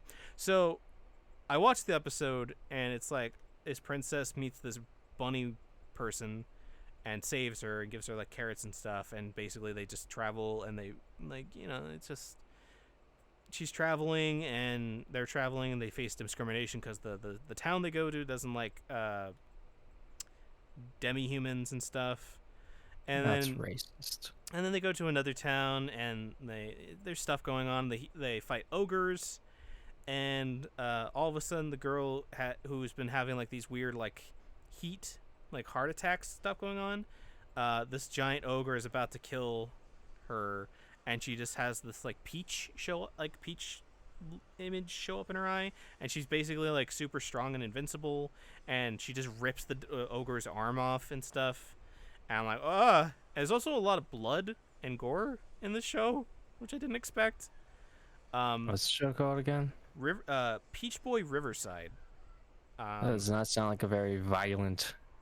It did not. It tricked me. And the fact that like the description is super vague is weird. So after watching the It first subverted episode, your expectations. it did. After the first episode, I went written down in the comments, and apparently somebody found like the Japanese folklore story that got adapted into like an anime on Crunchyroll for like their like a folklore anime series. So I watched that, and I'm like, oh, this makes a lot more sense now, kinda. Because it's basically just these old people, this old couple just went to go do their tasks, and the old lady sees this giant peach float down the river, and as they're about to like eat it, the peach opens up, and it's a baby peach, like a humanoid baby peach in there, and they raise it. And apparently this peach grows into a man, and the man goes to kill ogres, and it's dumb. I don't know why this is folklore, but whatever. So the conception for the anime is like, oh, what if there were two peaches, but also not, because it's its own thing. I don't know. It's weird. It seems really compelling. I'm gonna keep watching it and see where it goes. Yeah. Carrot debt. That's all I'll say. Just carrot debt. The bunny person's very cute. She's very cute. And it just seems interesting. So yeah. Funny sounding show, but cool. Yeah. Miss Kobayashi's Dragon Maid season 2 goes off with a fucking bang. Jesus Christ, KyoAni animated the shit out of that first episode. It has movie quality animation throughout the entire episode. It's nuts. If you like Dragon Maid, you might. There's more Dragon Maid. There is a controversy going on with the first episode because a character got introduced with giant titties, and she's short, and people are like, oh god, it's so fan servicey. It's like, Kobayashi's been fan servicey from like the get go, my dude. It's a dragon who turns herself into a giant tittied maid lady, and also Sounds like there's the other dragon lady that got memed and like sexualized to death. Like, look, I don't think it's anything compared to that like one like show that just came out a while ago where like Aphrodite is like giant titties have to be held up. I don't think those are even titties. Those are like freaking Bags. I don't even know what the hell they are. They're just incredibly huge. Oh, the girl that is the controversy has giant mammarus. Don't get me wrong, they're like way bigger than any of the other characters so far. Is it as bad as that one show? Gosh, what was that show called? Uzaki-chan? No, it had like really good art, like character design, but then like everyone else looks cool, but then they got this just one girl who just has like the hugest like bonkers knockers. It just like kills. Hold on. I gotta get the name. Anime huge boobs, whatever. That's not gonna help, but I hope you find it. It's gonna be there. Oh, come on, save search. Hi, I don't need. Oh, okay, that's why. Holy Yeah, shit. come on, Charles. It's not turning safe search off. It's like What the hell? It's one of these shows. Okay. if you can find the character and show me a picture, I can probably guess it. Knowing my tastes. Either way, the point is like people are freaking out about like Kobayashi being like fan servicey. It's like no, it's like yes, but no. It's still going to be wholesome because like the episode starts off with like the dragon girl wanting to be like an actual maid at a maid cafe, and so she goes to work for a couple weeks, and like Kobayashi's like, huh, maybe we should go and check on her. And she goes and sees like that the cafe she's working at has hired her as like the head chef because she's an amazing cook, and basically is making the food so amazingly with magic, where like you know how like the maid cafes have like the magic spells and stuff that they cast on your food. She actually casts like a dark curse on your omelet to make it taste good. And she teaches the other, like, because she's like, oh no, I want to I can't work here. I'm working as a chef. I want to go back to being Miss Kobayashi's maid. And the girl's like, no, please don't leave. Well, like the business is just picking up. And she's like, okay, I'll teach you guys, all you girls, how to do the spell, so that you can do it. And when she visits, she sees like one of the maids doing like an evil spell with like a drawing on a piece of paper, and it works. It's like why? So it's still funny and wholesome, and like I said, it has movie-esque quality animation throughout the entire episode, which is nuts. And honestly, I'm just kind of really impressed that KyoAni can come back after that tragedy a couple years back and make such amazing art. Yeah, Annie has been really good with that. And they apparently released 2 commercials too, so they're back. Unfortunately, with the loss of talent and lives, but they're still able to do it. So yeah, I'm watching that currently. I'm Standing on a Million Lives is back, which is cool because I don't know if I ever talked about this, but basically, characters are summoned to a parallel Earth where they think it's like an isekai and it's like a video game, but in fact it's actually like a parallel universe that exists at the same time as theirs. So the main character accidentally, not accidentally but purposely kills another human being really, really horrifically, and to accomplish their quest, because if they don't accomplish their quest they all die, and they have to complete 10 quests to save the planet in the universe or something. Yeah, it's typical anime shit. The game master is a weirdo who has like half a face and speaks in half sentences, who never finishes the sentence. That drives me insane. Yeah, it's like, hi there, it's time for the... It's just, yeah, it's weird. If you... so it's like, it's good. It definitely seems like because like the first core ended like last year, the animation budget went up over the last year, so that's cool. So Spider So What just ended, and hey, guess what? I was lied to. The spider got a human body. God damn it. She's a hot white-haired anime lady. Of course. Still good.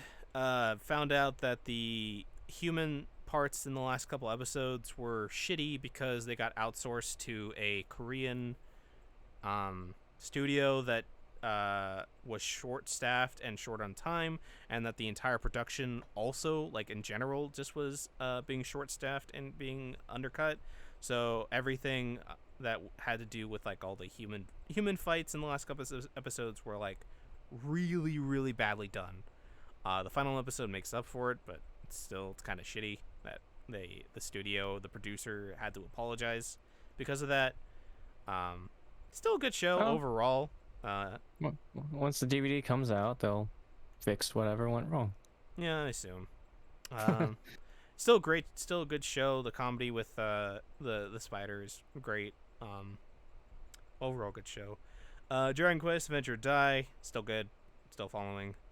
My Hero Academia, god damn it, I really wish they didn't change the order of episodes, because now we're right about to get into the villains arc, and next week they're doing a filler arc, and it's fine. Filler arc? No, wait. They're doing a episode on Uraka and Frappi's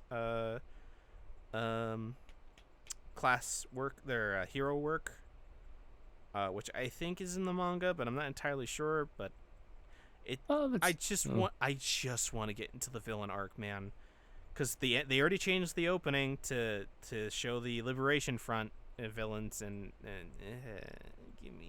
give me my favorite arc. I want it, but I assume in a couple weeks we'll get to that, and yeah. I'm still watching Tokyo Revengers. Really, really good. I've read a lot ahead, so I'm just excited to see it animated. And other than that, and Digimon is continuing to be Digimon. It's kind of, I don't know why it hasn't ended, but it's about to end in like another 10 episodes or so. And I heard that adaptation wasn't that great, so like I don't really care. It was fine. It had its moments where it was really good. Like the first like 4 to 6 episodes are like basically a retelling of the second movie that we got. So like the second movie, or the second part of the first movie that we got at Digimon, with when they're after Digimon adventure, and they have to do they play All-Star, yes or no? Maybe in the English dub, but okay. No, not in the Japanese dub. If they're not gonna play All-Star, then what's the point? I know, right? It's fine. Now to get into the new anime that I've watched, starting with Girlfriend, which I tweeted about, where basically, so here's the setup. Main character, he is a very, how do we say this? He's very open about his feelings about his girlfriend that he's in love with, that he's dating currently. Where the first scene you see with him and his girlfriend is him basically expounding like about their history, and basically how he asked her out every single year since elementary school to go out with her, and she finally said yes in high school. And he's like, I love you, and she makes like a joke. He's like, oh, I'm about to go, don't cheat on me. He's like, how would you say that? I would never cheat on you. And he's just very like, he has just a very like big personality about that stuff. And she kind of like does too, because she's like trying to keep up with him, and it's very funny. And then he goes to have lunch out on the rooftop, and this other girl comes out. He's like, hey, can I eat lunch with you? And she's like, yes. And he's like, wow, she's really cute. And in his mind, and she's like, I have to tell you that I'm in love with you. Would you please go out with me? And he just sits there, and he gets on the floor, and he's like, oh God, no, you're cute, and I want to date you too, but I would be breaking. So he has the struggle for like a couple of seconds. He's like, wait, got it. I know how we can fix this. I'll just date you both. What a smart idea. And he's like, it's genius. And she's like, yeah, I'm totally for that. And so they go to his girlfriend, and he's like, so yeah, this is her. What do you feel about her? And his girlfriend's like, wow, she's really fucking cute. And she's like, and personally, like, she's actually making me like wonder things about myself. I'm like, oh, are we going to have a female character who's actually going to be bi? Is that what I smell, Japan? Because and she's like, yeah, she's really cute, and she's like, oh man, I would love to date her. He's like, great, I'm gonna date both of you. And she's like, what? And he's like, yeah, I have feelings for you, but I also like want to date her because I have feelings for her, and it would just be dishonest to both of you if I didn't tell you that I both was interested in you. And she gets really upset, as any normal person would. She gets fucking upset about it.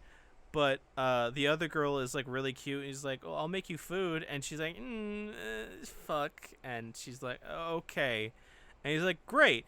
So we're just gonna move into my house," and she's like, "Wait, what?" Oh So no. they're now living together under the same house, and it just every single situation and scenario just goes from 0 to 100. So they did the second episode like a couple days ago, and he sets out 3 futons next to each other because he figured that they would all be lonely if they slept separate.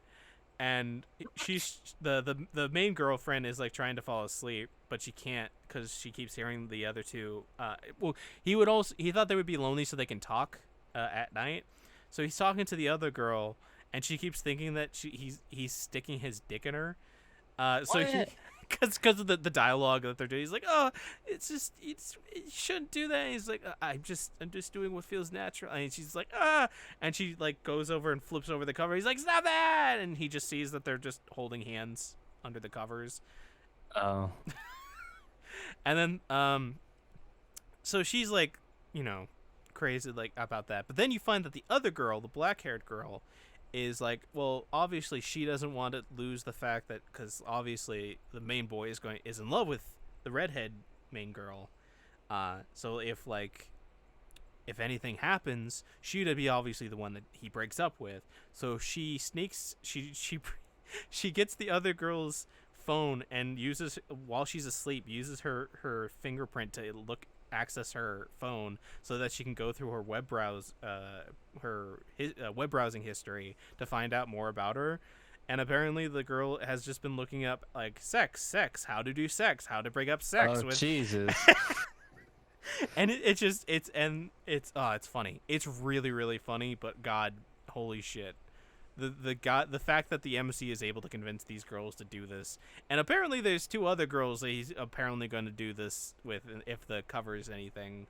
But it's really fun. It's just crazy hijinks. It's good. It's fun. I find it really, really funny. Funnily enough, it's that show that Zach I introduced you to, Onikawa.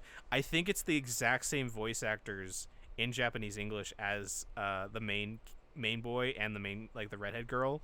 So Nice. it's even funnier because he's like freaking out about like his love for her. So it's just that those characters too amped up to like 100. It's great. I love it. So the show is called Girlfriend. It's on Crunchyroll if you're interested in it. Highly recommend it. Girlfriend. All right. Sounds like a show that I'll laugh with. Yeah. Now on to the show that is going to either make you slightly depressed or like not depressed, but like make you like feel things. Remake Our Life. Let's time travel to 10 years ago and re-enjoy creative and sweet youthful days. I just watched this yesterday because I was like, oh, okay, it's interesting. So the premise is 28-year-old main character gets fired from his shitty game design job. Goes back home to his parents to possibly find another job.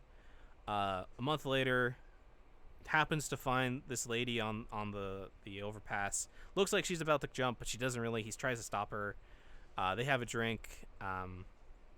She's like really upset that her her team at this video game studio has just walked out, and she's looking for somebody with the skills that this guy has.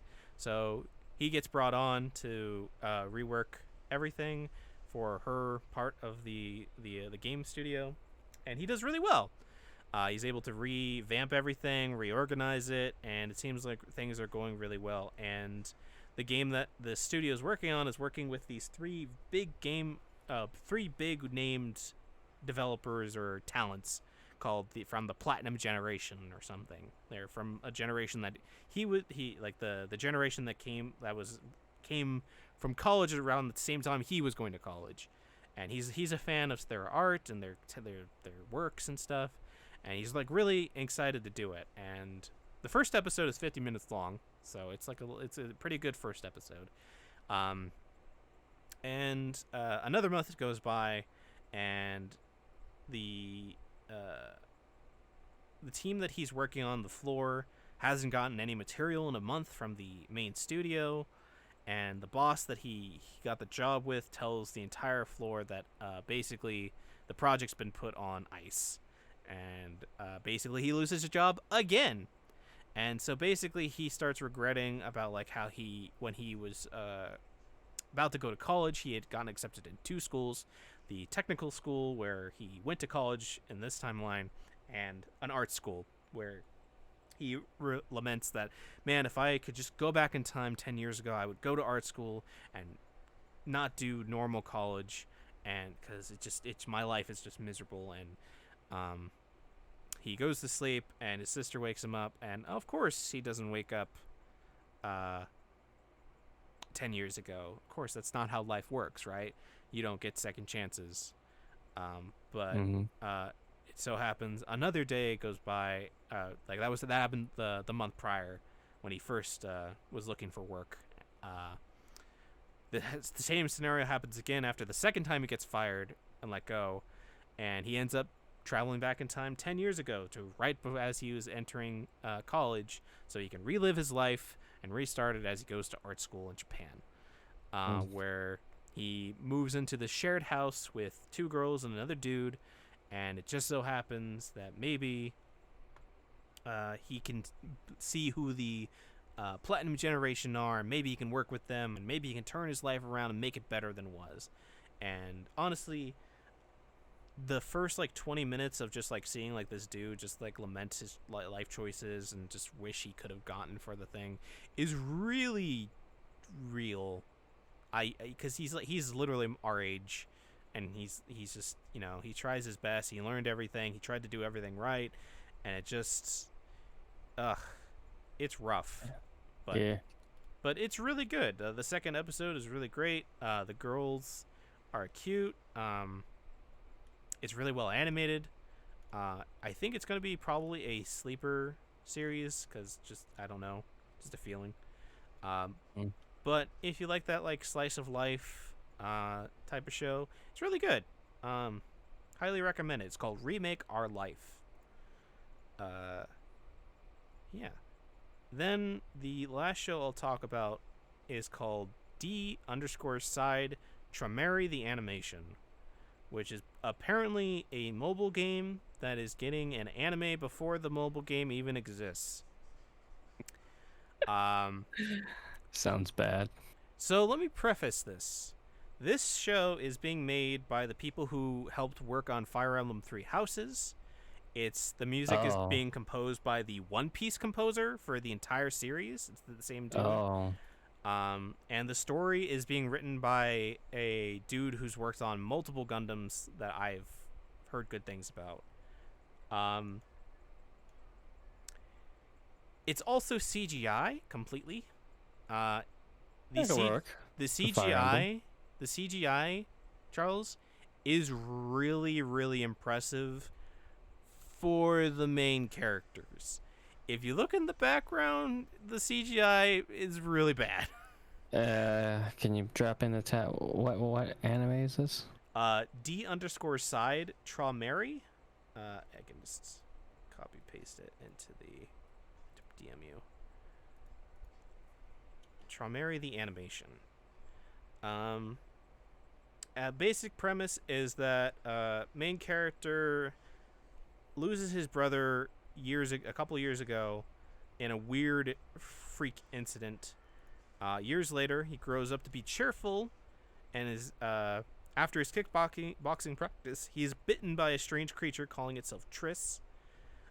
When he goes to sleep, he has a weird dream where he is in like a world where gravity is lower and it's very pretty and stuff. And when he wakes up, he doesn't really remember the dream. Wait, this is CG? It's CG, completely CGI. What the hell? Yep.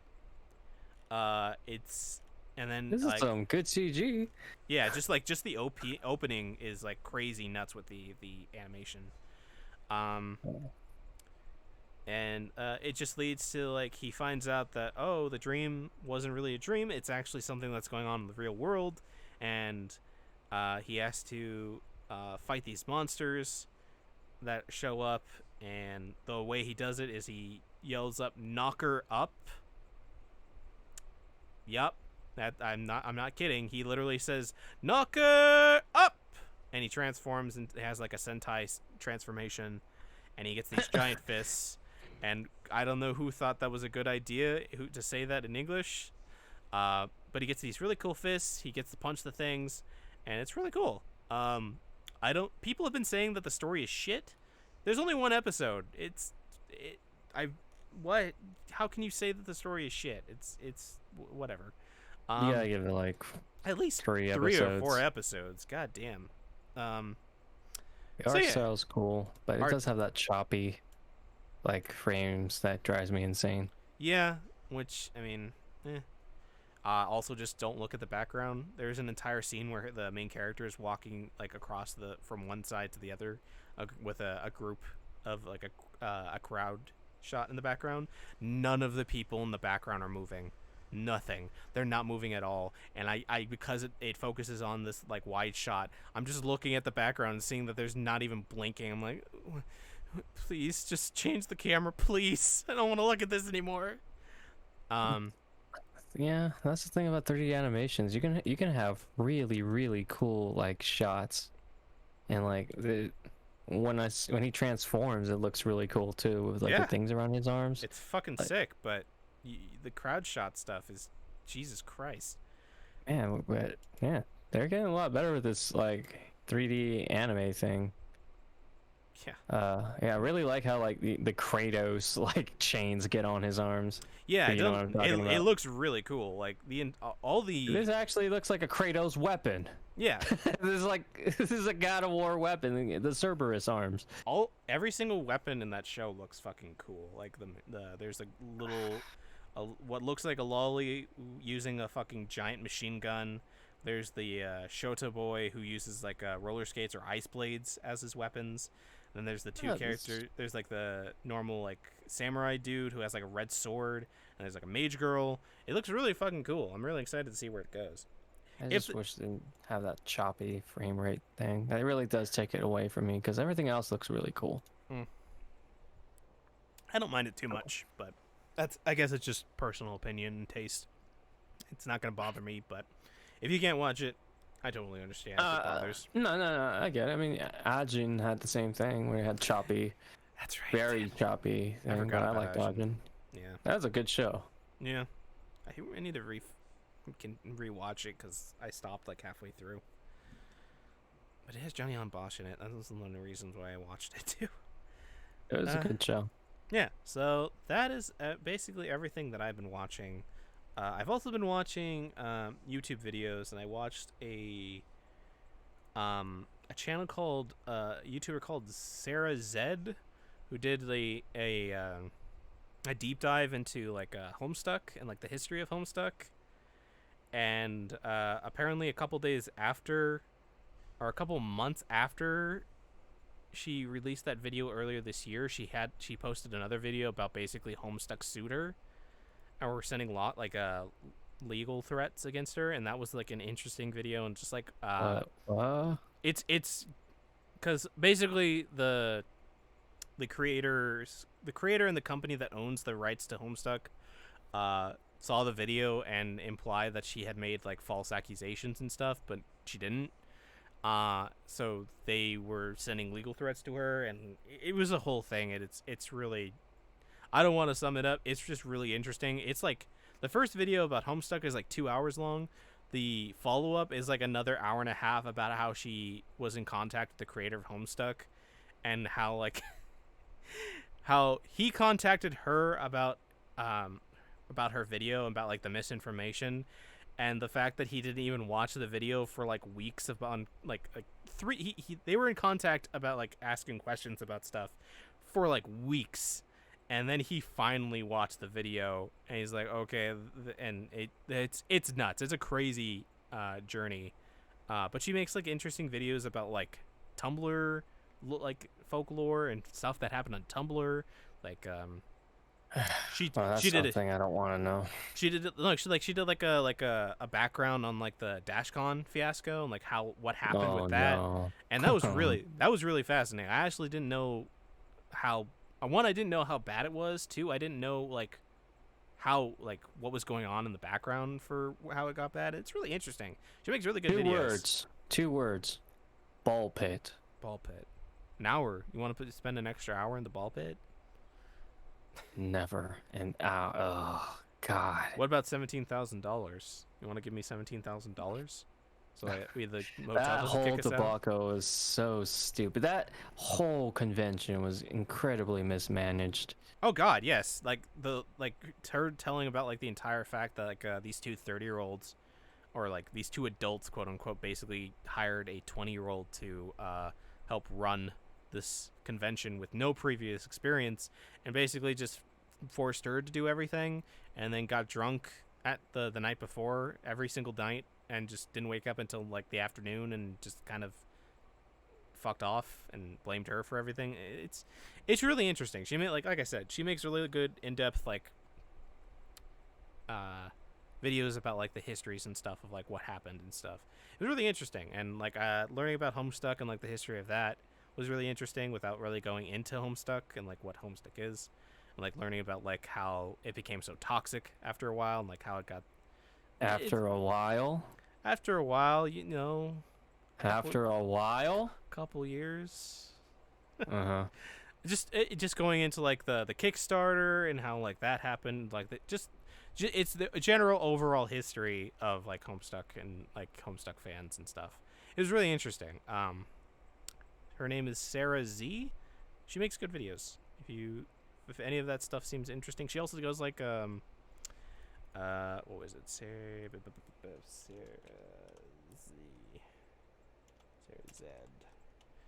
What's the other one that I was watching? She did the story of All or Nothing. She did it like almost another 2-hour video on the McElroy brothers, which did the Adventure Zone. That's something you're interested in. No. She talked about like the Sherlock, the John Locke conspiracy. Stuff just interesting stuff that, you know, I had locked. She talked to the author of My Immortal and did an entire like hour-long video about like the story of My Immortal and stuff. It's just interesting stuff. Just real interesting stuff. I've been watching a lot of that because I've been finding out.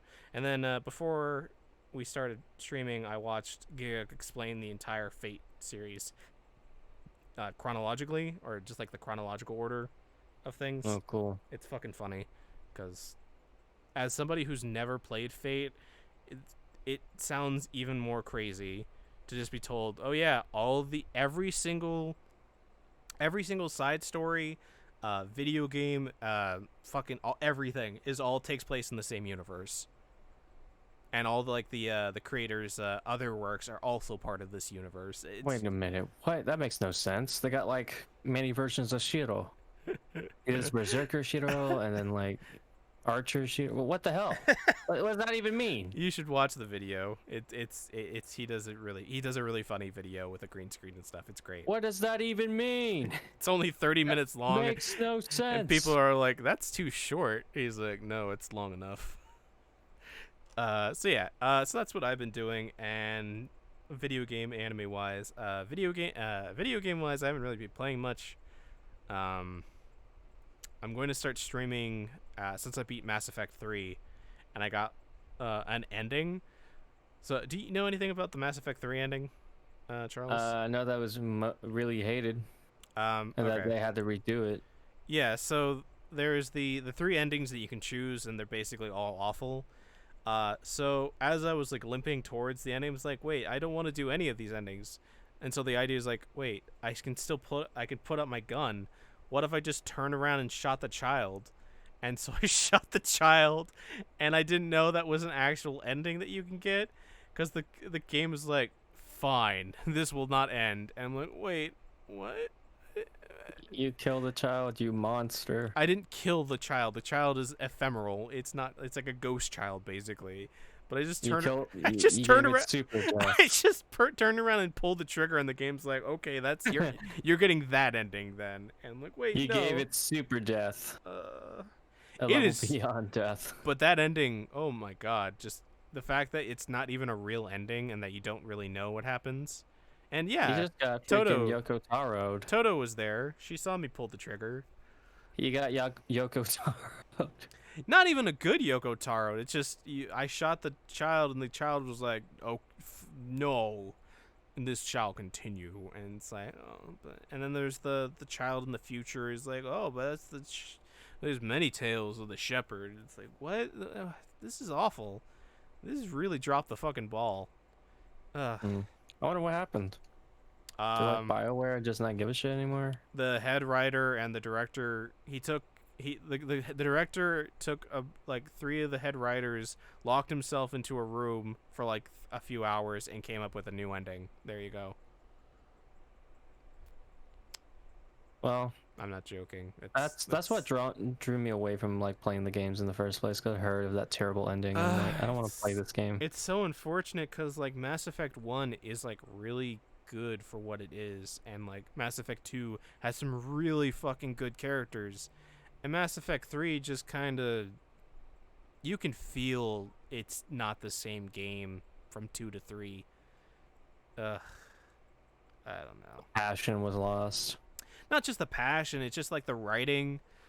There's this consistent sequence after like the opening sequence where Shepard, when he goes to try to sleep, has like flashbacks to this kid he couldn't save because the kid blew up. It's like, but if you choose like, because you can create your like backstory for the character. So if you create a Shepard that has like a war hero and like a survivor, where basically you survived like a pirate attack on your home, and you were the only one who survived, as well as being like a war hero where you basically saved your entire squad from being killed single-handedly. It doesn't make sense why Shepard is having this weird PTSD about this one small child who got blown up. Like, it's just really weird. It doesn't feel like the same game. Like, I feel like I'm playing like a weird fan fiction of the Shepard from Mass Effect 2 at points. It's super weird. And Yeah, but that is pretty weird. and the DLC has like the Omega DLC, which has like a clone storyline, and like basically you having like a party with your basically every single party member from all the games coming back and having like one last hurrah before the final battle is really, really good. It's just really weird because the rest of the game, or the game after that supposed like moment, is just bad. It's just awful. I don't like it. It's just unfortunate because I really like Mass Effect's like whole world and stuff. Guess that's where Mass Effect 4 is going to take over. That's all. Man, if they're continuing with the Shepard storyline, it's gonna be so fucking weird. No, let's just start a new one. Nope, Shepard. That's what that trailer showed. N7, Shepard. You gotta try something new. No, Shepard. Only Shepard. We tried something new. That was Andromeda, and it was trash. It did bad. It did bad. Oh, Why- come on, man. Those robotic facial animations. The crab walk. Never forget the crab walk. I actually don't know of this. You don't remember? Oh, The animation, the walking animation broke, so the character, the player character would literally like crab walk. Wait a minute, like... Let me see if I can find it. oh my god, that's really bad. Yes. A lot of people would try to like defend that game. I'm like, oh well, Andromeda Crab walk. crab walk. Alright. Okay, not an actual crab walking. No, it's literally like they're bending their knees. Their knees break, basically. The door's power is malfunctioning. Yeah. I can't find it. Literally, it should be the top result. That's what I typed in. Mass Effect Andromeda crab walk. But yeah. Oh man, that's really bad. It's Like some weird It's just shit. It's basically the I think it's the character model notice like reacting, assuming that the character is on higher ground than it's supposed to be, so it just puts the leg up higher above the character model. So it looks so basically instead of like walking like on stairs, it's walking as if like the stairs are like 10 feet above them. It's super weird.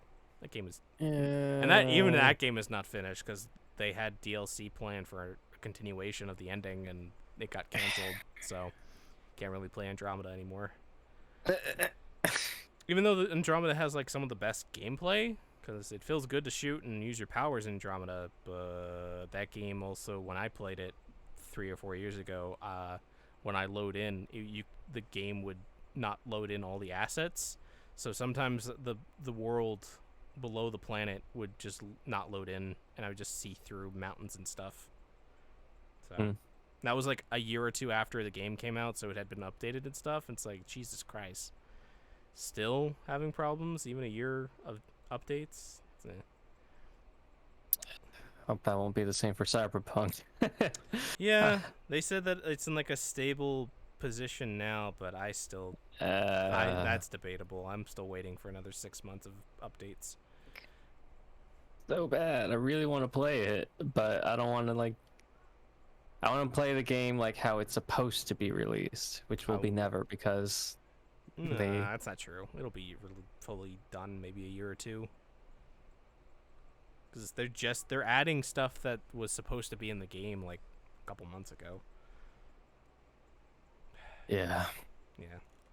Anyway, so that's the games that I've been playing. I'm planning on playing Digimon Cyber Sleuth and Spider-Man Miles Morales because I wanted to play a game that made me happy, and Spider-Man 2018 was really good. And Miles Morales already has like a really like I booted it up and updated it and like the theme like the hip-hop. Oh, you have a PS5? No, PS4, unfortunately. Oh, I thought I didn't want to wait for the PS5 version anymore because I just wanted to play the new Spider-Man game.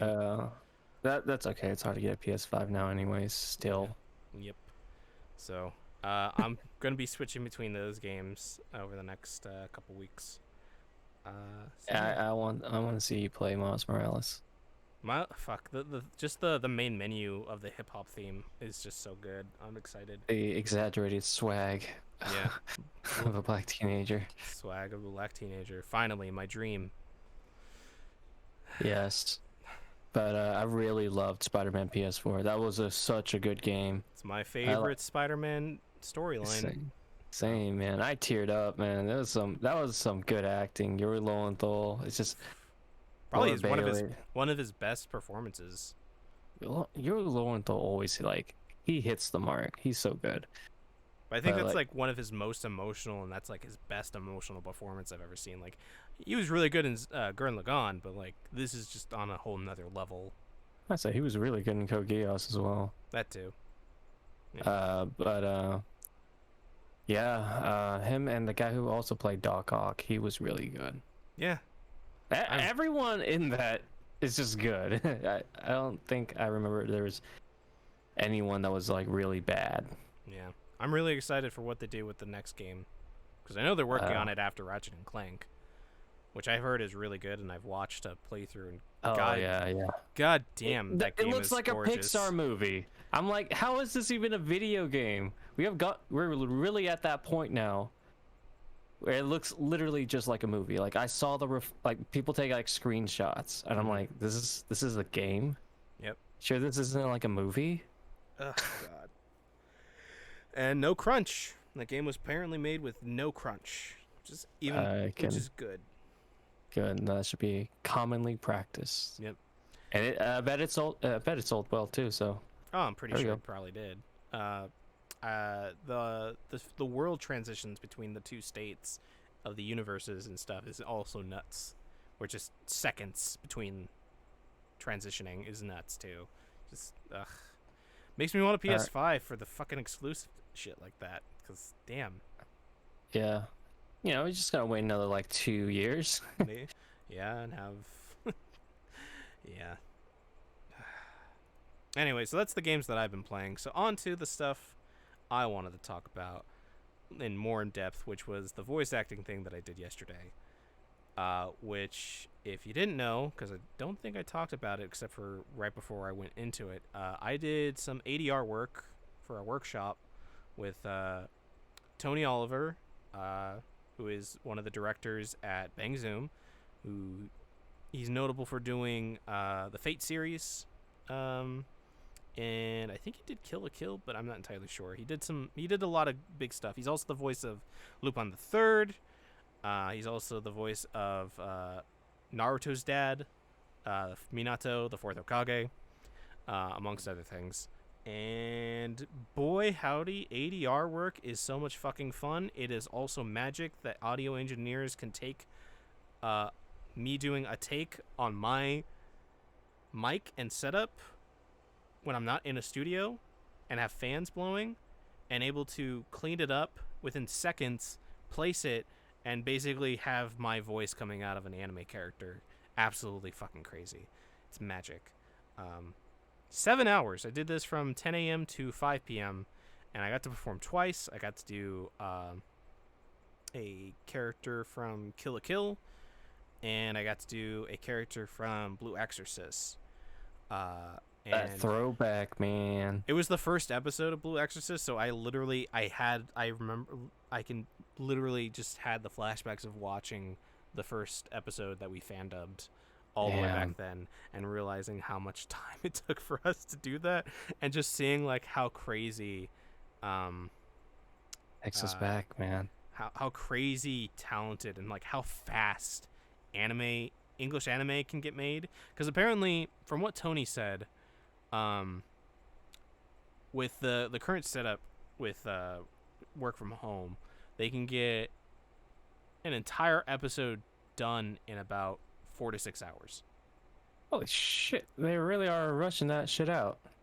Because if you have the talent and you have everything works correctly, basically you just you get them to do line 1. Okay, they do it. Maybe to do another take. Okay, move on. Move line 2. Okay. Line. All right. Line 3. Line 4. Line 5. Line 6. Blah blah blah blah blah blah. Blah. It is so fucking fast. Holy a good friend shit. of mine that I will not name, just so I can protect them, did say like it was more like a machine. Like dubbing anime was like a machine.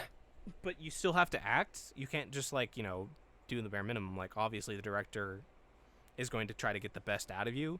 So yeah, it is a machine, but holy fucking shit, it is so goddamn fun. It is like I said, it's magic. Like I would do a take, and then the engineer would take it, clean it up, and just put it and like we would play it back and see if it would match the mouth flaps. It didn't. I would do it again. It would with the beeps, the beep beep beep beep, or the beep beep beep, and then I would go. Just I had so much fun with that, man. Cool, man. You doing some ADR work for us? Yeah, I mean, fuck. Do a fan dub or whatever. Yeah, get fan dub, get blacklisted by the industry again. Oh yeah, let's do it. Fuck yeah. Did we actually get blacklisted for that? We didn't get blacklisted, but I mean, you can totally get blacklisted for doing like if you do fan dubs of like pre-dub shows and stuff. I'm assuming if you blows up, or if any industry professionals find out, or if you talk to people about it, it's probably not a great thing. Oh. But Kagi, we did like a bridge series and stuff with Kagi and fan dubs with everybody from that era. So that was then. I'm pretty sure as long as we don't do it now, we're fine. And if you do I'm just gonna say, hey Shane. Yeah. That guy did fan dubs. Let's just blacklist him. Wow. Wow. Me too as well. I'm throwing myself under the bus too. Just throwing us all under the bus. You're gonna tell Alejandro and Hayden. Just turn to a Dio and just like throw a freaking bus on us and Yeah. And there's also no commas in anime. That is the one. That part I can't get used to. Right? It's really weird because you would think I there always would be. would pause for like a second. Yeah, because it feels natural, but nope. anime characters don't speak naturally. They are Sometimes. abominations of creation. They don't speak. They speak run-on sentences basically, which is crazy. Because you if you speak like a run-off sentence, like when you do Like commercial or anything like commercials, cinematic reads. it sounds awful. But if you do a run-on sentence for anime, the engineer uses his magic and basically makes it sound good, so that it sounds coherent. It's crazy. It comes at a. Sometimes it makes things sound very unnatural, Yeah. and that kind of takes away from the experience. That's not the actor's fault. It's just how it is. But I would assume you'd have to then rely on like the talent of the script writer and the adapter to make it sound coherent and natural as possible. It takes away, and that's why like dubs. Like my friend, my good friend, like he hates English dubs, and I'm like, I kind of get why, but you can't rat on the voice actors for that. You know, there's a lot of things that go behind the scenes. The voice actor is literally there to read the lines and do the acting. It's totally not their fault at all from this experience. Like I'm not blaming anybody, but it's definitely like it is not just the one person. It is like a process of like there's so many cogs and gears moving to get this project going. You know, like Yeah, you can't like behind the one actor, there's 20 people who had like led up into the actor getting to that point to read the script and stuff. There's like the producers, there's the rights holders, there's the adapter, there's the script writer, it's just the person who like knows the timing of the flaps per the like millisecond. Like the fact that like when we were doing the ADR work, it's like it's in hour, minutes, seconds, milliseconds, and so that you see, so when you see the engineer messing like on the timeline to see stuff, or like Tony would say like, oh, can you move it a little bit to the left or a little bit to the right just to match the mouth flaps, and he just moves your take just an increment over, and then it matches perfectly. It's like, Jesus Christ, fuck. And he also has to balance like he has to take care of you have to switch between the original Japanese for the preview, then you switch over to the English with the other people's lines recorded for the characters, and then you have to take the recording of the actor that's recording right there, and then you have to balance every single one and not screw it up. It's just it's magical. I have such a higher appreciation for every single English dub that comes out now, because Jesus Christ, I can't imagine doing it for like the last year of work from home anime, with like the different setups, the possibilities of like tech issues, the lag that might happen for like the different internet speeds and stuff. It's just so good. It's so crazy. The price, $325, a little much, but totally worth it because I got a lot out of it, and it was able to get me out of my depression funk that I've had for the last like couple weeks too. So I am very appreciative of that. Yeah, just I don't. It's just it makes me really excited to be a voice actor and wanting to pursue anime, even though it's not like the most lucrative, and I don't get paid. You don't get paid the most or respected, but I mean whatever. The fans know. I assume they'll appreciate the work. I'm just really excited to maybe one day be a main character instead of just basketball player number 1C who does like breathing efforts. It's like, that's me, ma, but it's like I want to be the character that make the words come out mouth, not the breathing. One day I'll be there. I want to be in My Hero, which I think both of us want to be in one day. I want to voice a Pokemon. I want to voice a Pokemon. I want to be Bulbasaur. I want to be Ash's Bulbasaur. I want the old Bulbasaur actor for Ash. Get out of here. Let me do it. I can do it. I can't be Pikachu. That lady has that role for the rest of her life. Basically, jeez. Been having that role since I was like first freaking grade, man. Jeez. Fucking yeah. Jesus Christ. Imagine having a job when you were 5 years old and then you're 30 and you still have that same job and your voice hasn't changed because you're lucky. Yeah. So. Yeah. So yeah, that has been my couple weeks. I'm still working on getting my demo made with Julie. Still working on some other stuff. I'm probably gonna be doing some auditions. Hey, with Julie? Yeah, Julie Madalena. My Did animation something demo. change No. along the way? No. No? Okay. Getting that animation demo done. Oh, and I think my enthusiasm has come back, so I can actually get that the thing that she wanted me to work on. Last time I talked to her, good and all ready. Yeah, and then streaming, and hopefully that picks up it again too. And yeah, I don't know. Yeah, that's basically it. All right. So, I guess that brings us to the news, unless you want to take like a break, Charles, or bathroom Just a break. short minute break, yeah. Yeah, I'm going to try right now. I'm going to go use the restroom real quick. So, everybody will be right back.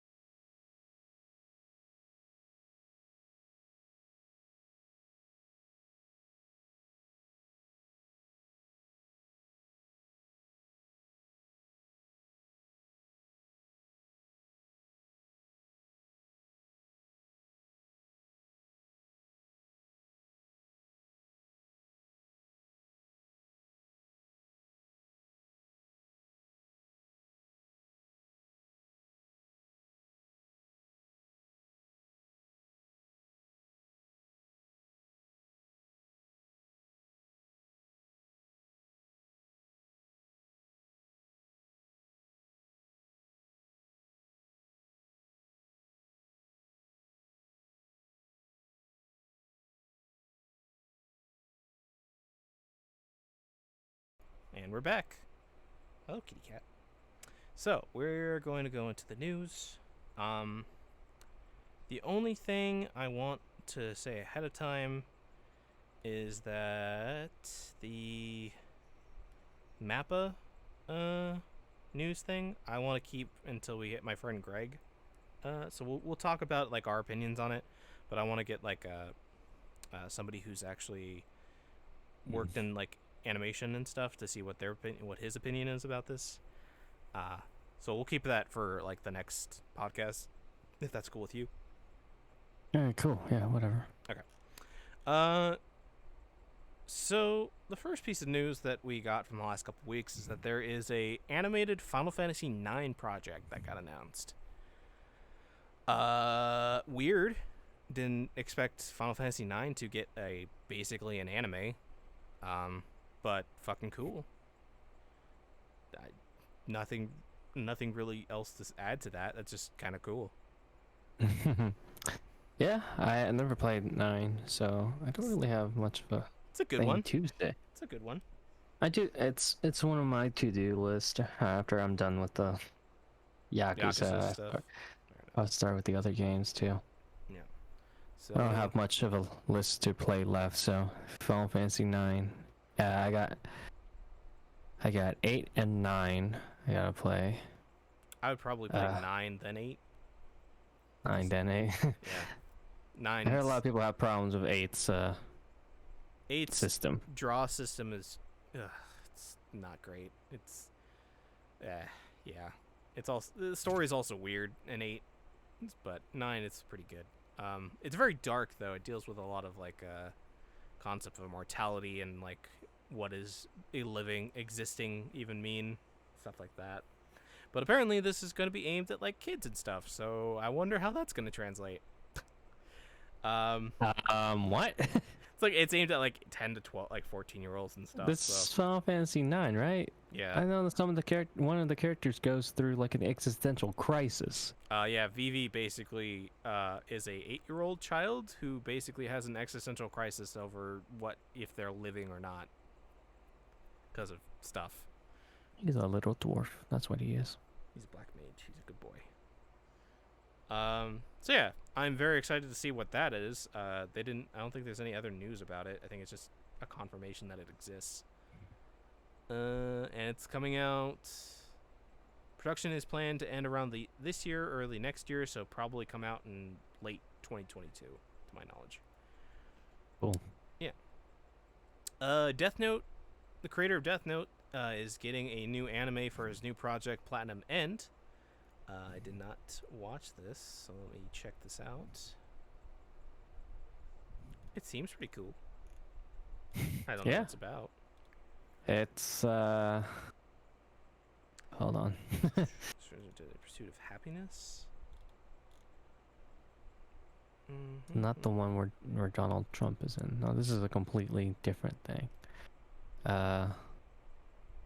The art style looks nice. I mean, it's the guy who made Death Note, so. Oh, and Bakuman. I forgot that was his work. Yeah, this looks more like Bakuman than Death Note, but yeah. I don't. I say Death Note.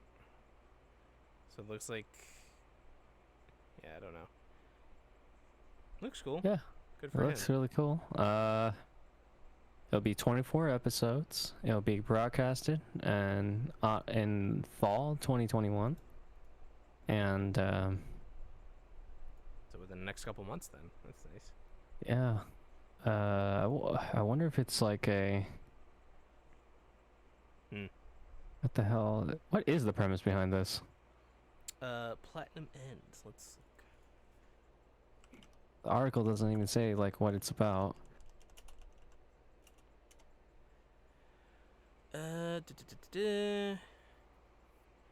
Plot.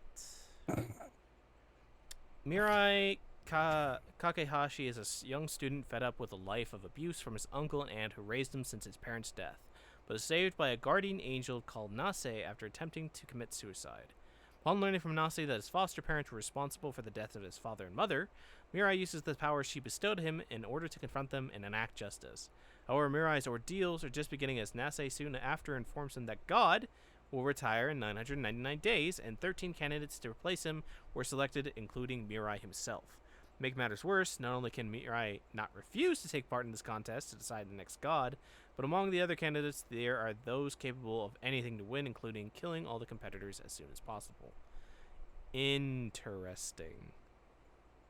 Okay. Call me intrigued. Yeah, I'm sure it'll be good. Oh, and it ended this year. Interesting. Yeah.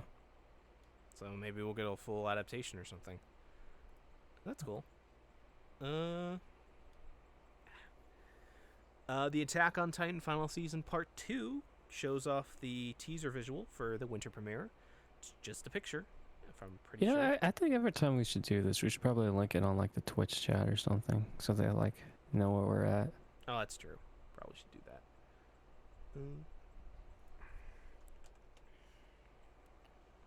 So yeah, Attack on Titan Final Season 2 unveils teaser visual for the winter premiere, and that's a huge spoiler. Yeah. That's a pretty big spoiler, man. What the hell? I mean, if you didn't read the manga, and if you're just an anime only, guess it's like, what the fuck's that? Who's that small child? Is that Aaron? Doesn't even really look like Aaron. No, it is somebody. It's Armin, probably. Probably. I mean, this was showed at the Mappa event, so I've seen this already. But yeah, it's basically just looks like two people at Antarctica with a giant glowing tree of life light thing going up into the sky. The Aurora I took Borealis. that as a pillar. I wouldn't call it the tree of life. Jeez. Has the branches and everything. Dude, that's spoiler. That's why I was joking. Oh, But, okay. Well, I didn't know that was a spoiler because I literally not read the manga, so. Yeah. Okay. But yeah, excited. I wasn't very fond of the ending of Attack on Titan, but I can respect it at the very least. Well, sure, at least the anime will be hype for the ending at the very least. Yeah. It'll be. I think it'll be good. I think everything surrounding and everything around the ending was pretty good. So I'm sure it'll do well. Yeah. Yeah, not much to say. Pretty hyped. Coming out in around December, I think, if I remember correctly. Tite Kubo, who is the mangaka for Bleach, draws a crossover visual with the Loki TV series, which is basically he just draws Aizen in the art style of that one teaser for Loki. That's about it. That's literally it. Just think it's cool because we're watching Loki right now. Great series, guys. We can't say that enough. At least I can't. Burn the Witch, the OVA is on Crunchyroll, and that's pretty good. Yeah, surprisingly. Hopefully Tite Kubo learn from his mistakes and. Well, it's more in like, hopefully Tite Kubo can just do whatever he wants. And isn't forced to, constantly make a weekly series for the rest of his life so that he can just make his art. That's what happened with Bleach, is that he got fed up with it, and he wanted it to stop. He wanted to stop, but he couldn't because Shonen Jump. Yeah. So yeah. What is this next article? Heritage's first major auction for anime art breaks 2.1 million. So is it just a certain auction house broke a record for anime art? It's just a major art auction for anime art just breaks it. The record, I mean. And no, they were selling cells from Totoro, Princess Mononoke, Kiki's Delivery Service, and Akira. Oh man, Akira would probably. I would spend a lot of money on cells from that film. His collection was about over 300 pieces and 33 years of work. So just the auction includes like iconic examples of American animation and comics. The Acura cell featuring Kaneda on his motorcycle brought a winning bid of $78K. Jesus. Against a pre-auction estimate of $5,000? Jesus Christ. Yeah, that motorcycle poster is so iconic. Yeah. Makes literally in everything. 78,000 on a $5,000 estimate. Jesus Christ. Yeah. Sequence of 4 cells on. Oh, I see him. That's cool. But yeah, that's crazy. Good. So that's that. Good for the art world, I guess, and good for those people who have that money to spend on cells like that. Anime is it's respected. It's a respected art form. Yep. It's called hentai. It's stupid. So, Chainsaw Man's TV anime's first teaser came out a while ago. Yeah. What show? Chainsaw Man. Never heard of it. You never heard of Chainsaw Man? Well, boy, howdy. Chainsaw, Let me chainsaw man, fuck yeah. I'm so excited. It looks so good, and everybody knows by now it's animated by Mappa, who are like, I think beats Ufotable in terms of animation quality nowadays. Yeah. But And even if like supposedly this is just something that they really heavily made for the reveal trailer, so they put their all into this like 1 minute short. Even if it's not like at the same level, even if it's just close to this level, the amount of work that this show is gonna look gorgeous. In general. oh yeah, I'm just Mappa's been very very good in terms of like not doing something weird with stories, but I haven't read the manga that much, but I hope it doesn't like do anything stupid. Would you say like? What do you mean? What do you think? What do you mean? What are you talking about in general? Like cut some stuff, skip some No. stuff. It's 98 chapters. They can't really skip stuff. Oh, okay, that's not a lot to work with. I'll be right back. Okay. But yeah. People in the chat, I don't know if you're still listening, and if you are, I have a question for you. Have you watched? I'm not watched. Have you read any Chainsaw Man? And if you did, state your opinions on it. Do you like it? Do you find it a bit annoying? What do you think about it? Is Chainsaw Man a good series? Because I read like it's one shot, and like there's not really much to go from. It seemed like a cool series, a little perverted at times, but yeah. All right, I'm back. Sorry, I was trying to fill in the time, and I was asking people like, "Hey, what'd you think of Chainsaw Man when you read the manga?" It's very good. Yeah, I haven't read it. I'm probably just gonna watch the anime because it looks really pretty. Well, I mean, we're doing that read through of the first chapter next weekend, maybe. Yeah. So, Aside from that, well, maybe that will get you hooked. It's like maybe you'll yeah. read 97 chapters in a night. Hold up. Hmm.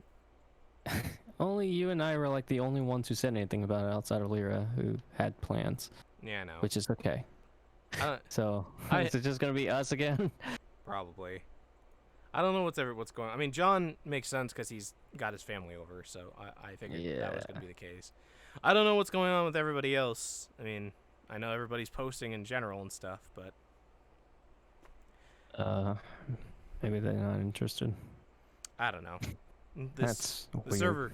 server's gotten very quiet a lot of the time, so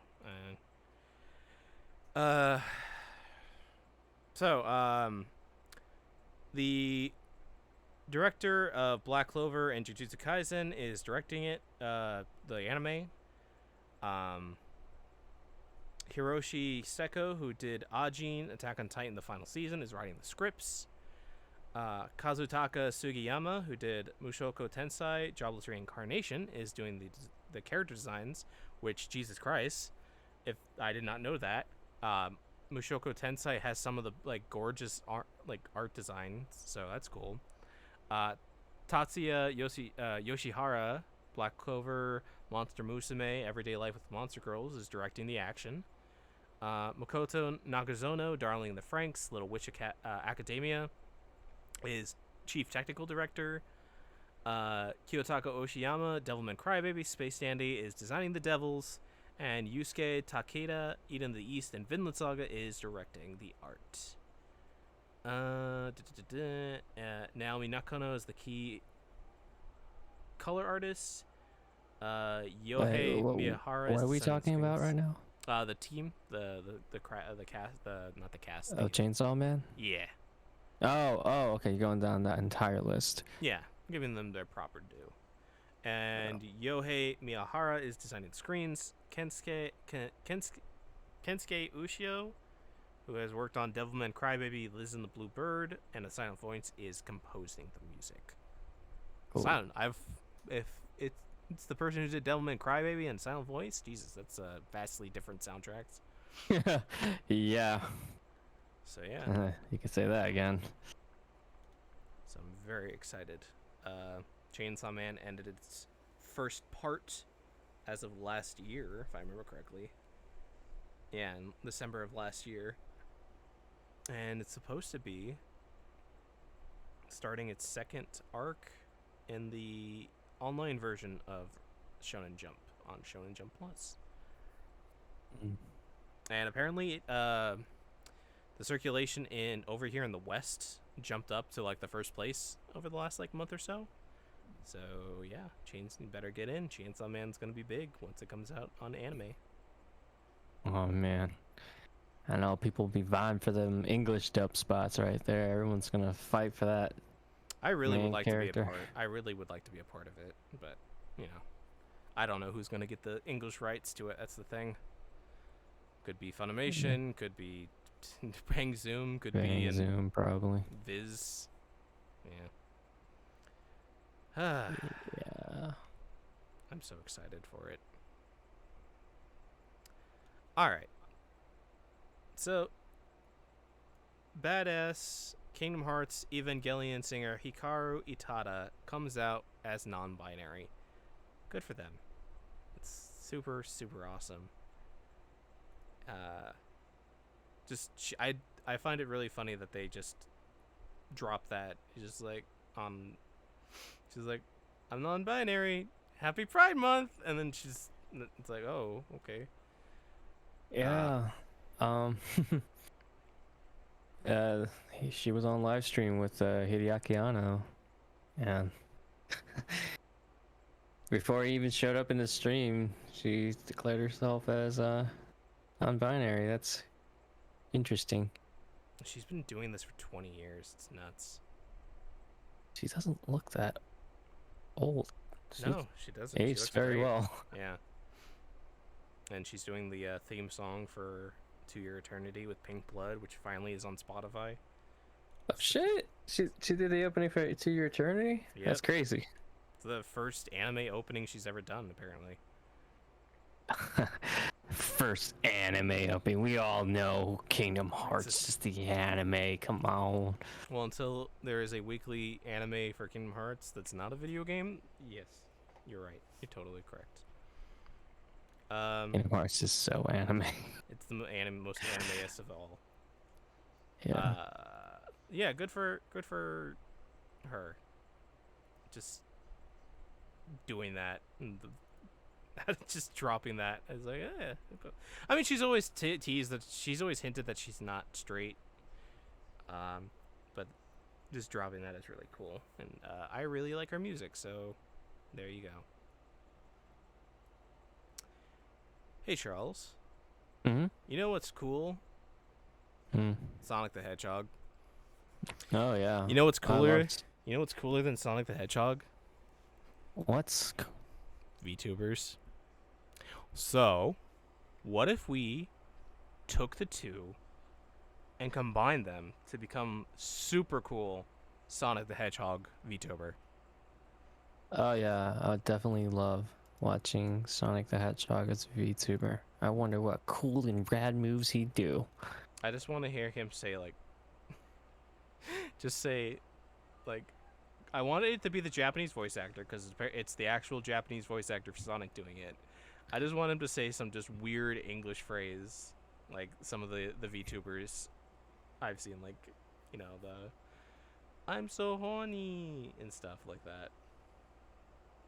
Well, on the little clip, let me share this tweet with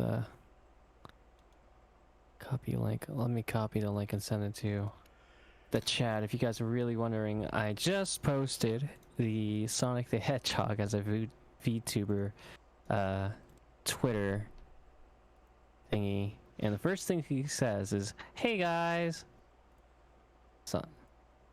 I'm Sonic the Hedgehog."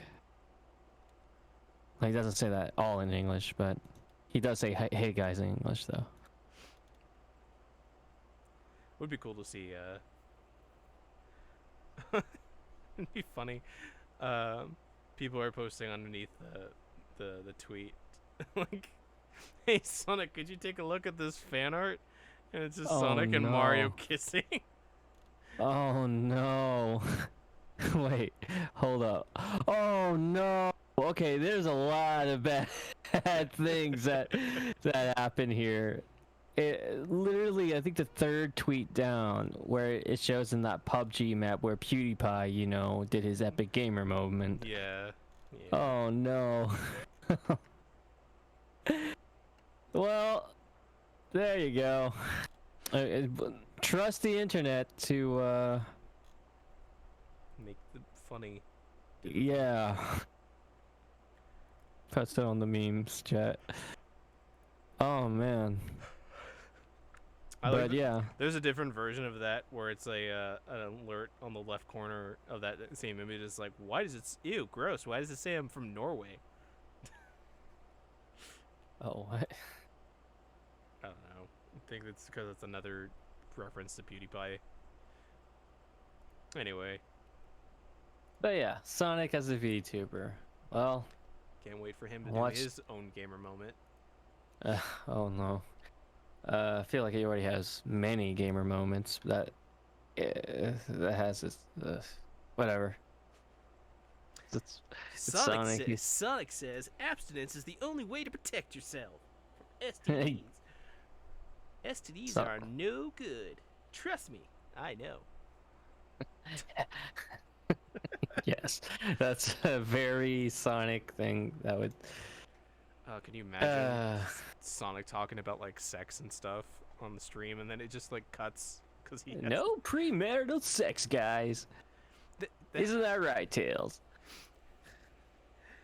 Cause that's no good. sex before marriage is a It's a cardinal sin. it's a cardinal sin, isn't that right, Tails? Sonic? Oh my. Okay, I'm already on the second tweet down, where he's playing Metal Harbor from Sonic Adventure 2, and like literally 10 seconds in, it shows the picture of him and Mario making out. No. I mean, that's tame compared to some of the fan art that he has of him. Oh god. Oh, Sonic. Oh, it's okay. Someone really actually got the VTuber model. Okay, whatever. Pokemon Unite is coming out in July, sometime this month for Switch, and September for iOS. It's Pokemon League, but you know, not nearly as toxic, probably. Yeah, I remember my League days. I'm definitely When I put- interested. And I told Brian that I was gonna play it with him because it seems cool. Yeah, can't wait that there's an all chat so I can put in GL. I can put in GL at HF, Good luck. which at is I don't know. good luck at having fun. Because usually people put GLHF, right? Good luck, have fun. But me, I say the opposite because I want to win. But yeah, the Pokemon Unite, it's going to be on mobile and on the Switch. So probably no chat. Unfortunately. Damn. And you Can't- can't chat. So. It makes sense. It's Nintendo, then I can let that happen. Can't have Pikachu, the person who's playing Pikachu on the other team, call me the N-word 5 times in a row. No. Oh god. Or other racial slurs. Just like, oh boy. Yeah. Mr. Mind But- Player is calling me some crazy fucked up shit. Great. Yeah. Yeah. Someone who's playing Nose Pass just said okay, I'm probably not gonna go there, but yeah, pretty bad. But yeah, this looks cool. Since it's gonna be on mobile, I don't think it's gonna have like give you the technical ability to do crazy crap of that you can do in League of Legends or Dota. No, this is a baby's game for babies. Yeah, if it's something you could just pick up and go. It's a mobile game, so I don't expect you spending 40 minutes. You don't know. It's Pokemon. Maybe. It's whatever. I'll play for the funsies, but that's all. It's free. Hey, maybe if they get really good Pokemon skins, just drop $100 or so. I don't know. I really don't know how that's supposed to make them money. Like, what is it really just going to be costumes and stuff for the Pokemon? Is that how you're going to make the money? But I don't know. Like, what are you gonna put on top of a Charizard? Is it just gonna be a different color scheme? Because that's probably the only thing that I would actually pay money for, is to just change a color of a Pokemon. But I digress. Uzumaki, the anime, gets teased, and that it's coming out and delayed to October of next year because of COVID. That's okay. That Can't is rush that. totally fine. What they given to us right now is a-okay. I am Just perfectly fine with Take that your being time. the amount of like quality and stuff.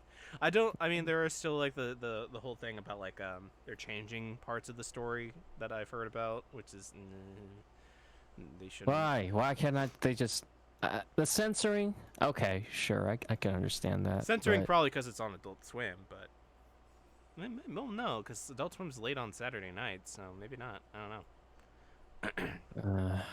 Well, just I just know why?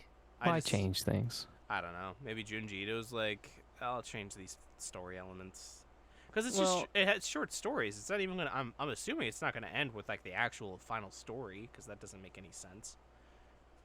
I don't know. I'm excited. It looks good. The animation looks good. The art style, the direction, how everything's in black and white. Like, it's fine. It saves a lot of time and money, Mm-hmm. but honestly, the backgrounds look great. Like, these are it looks very well made, beautiful. But yeah, I'm excited and can't wait to be horrified. As long as Uh, I'm just really curious if they're gonna do the hospital. Like out of the 4 stories that they're gonna it's 4 episodes, they're gonna do the the spiral, with the first episode probably. If they do the, I'm really hoping they do the hospital. It's the most terrifying of all the short stories. usually is hospitals. Well, it's the you know which one I'm talking about, right? It's been a while, honestly. Don't The re- remember. The reverse birth. Oh no. Oh, you don't remember the? I babies? know. I said, oh no, as in, oh no. Like, oh no. Like you don't want to remember. I don't want to remember. Maybe there's a reason why I barely remember, because maybe I just don't want to. Yeah, I was But, grossed out for like 20 minutes after reading that chapter. I'm like, no. But imagine drawing that. I mean, he probably had a smile on his face and was giggling. 'Cause Junji Ito is a weirdo who's more afraid of the dark than of the things that he draws. Mhm. So yeah, I'm very, very excited about that. Sad that I have to wait another year, but you know, as long as they take their time with it, I'm sure it'll be fine. I waited like what, 2-3 years already? What's one more?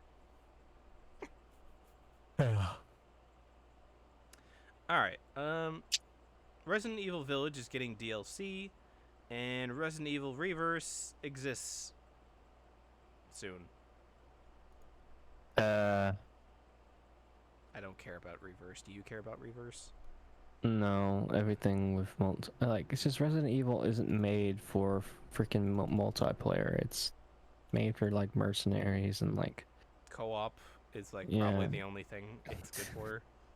And there's only like one good Resident Evil co-op game, and that's RE5. Yep. I'm more I don't. Is it going to be story DLC or is it just going to be mercs? Cause I think it's gonna be story DLC. I think they're gonna do the same thing that they did with RE7, where they showed like not a hero, Chris, who you play as Chris. I think this might be, hopefully, be talking about the character at the end of the game. Maybe you get to play them. I don't and know. like, It feels like that character at the end should be saved for the next game, not for a story thing or a DLC. we don't know. And I feel like the only thing they could do with the story is show Chris's stuff before that segment in the main game, because that's literally the only other thing that's not filled. Like I yeah, explain to us why Chris did not explain anything. And how to he Ethan. survived the fish. How the fuck did he survive that fish attack? Well, he punched it out of the way. What do you think, dude? Yeah, Like, sure enough. when he punched it, like nudged it like a few inches away, so he didn't get. It doesn't matter. Even if Chris fell into the water, he'll punch himself out of the water. Yeah, but overall, Village just kind of feels like a really self-contained, like, no loose ends kind of Yeah, story. it really, like, I don't know what else they would do after this. This is gonna be a weird DLC.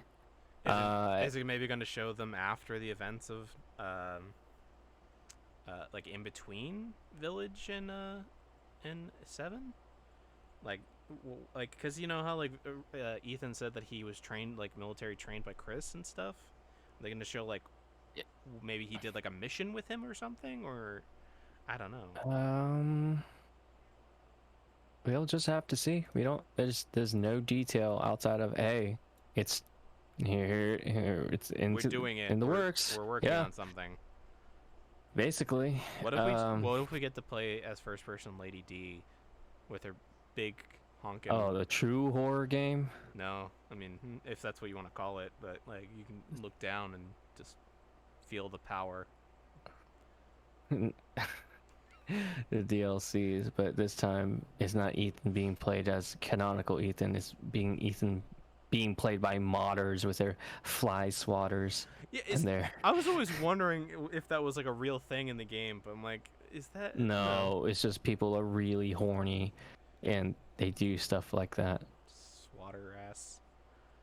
The internet. Dude, like freaking all the mods for Layman Dimitrescu, like freaking 2 million views, 4 million views, The black and you already know lingerie. what kind of mods I'm talking about. Yeah, the black Okay, we're talking- lingerie. Yeah. Not just the black lingerie, that's very revealing, but yes, Giving her Yeah. extra physics. extra things and a loss of other things, if you know what I mean. Yeah.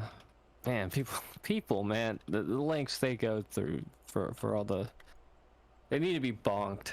There should have been a do. bonking mod, but jeez, people, 1.1 million views. Oh, even the voice actress read the thirst tweets for Layman Yeah. Dimitrescu. She knew. She saw. Everybody knew. She get it. She got it. She gets it. Yeah. I mean, Capcom knew what they were doing, and I'm sure because of it, a lot of people bought the game. Yep. So, it's a good game. I like it. I I love the game. I was curious about getting in the game, but then I saw Lady D. I'm like, oh, I'm definitely getting that game. 100%. Yeah. But you know what else gets my gears going? What? Necromorphs. Oh yeah. Dead Space is supposedly getting a remake, like a full-on remake, like not a remaster, like a remake. Yes, and I just posted that down so everyone can see. But Yes. we're getting a remake. Yay! It's a full-fledged remake too. So hopefully they just, you just All of- improve the aspects of the first game, and you don't change anything else. You don't make a new story. You don't make Isaac talk. He just stays a silent protagonist, and you just the combat feels even better. The graphics look even scarier. That's it. Christ, EA, please, It's for the love of God. just pull a Resident Evil 2 remake, and you will do There, yeah, well. just do that. But like, just do that. Do it. Just do it. It's literally my favorite horror game ever of all time.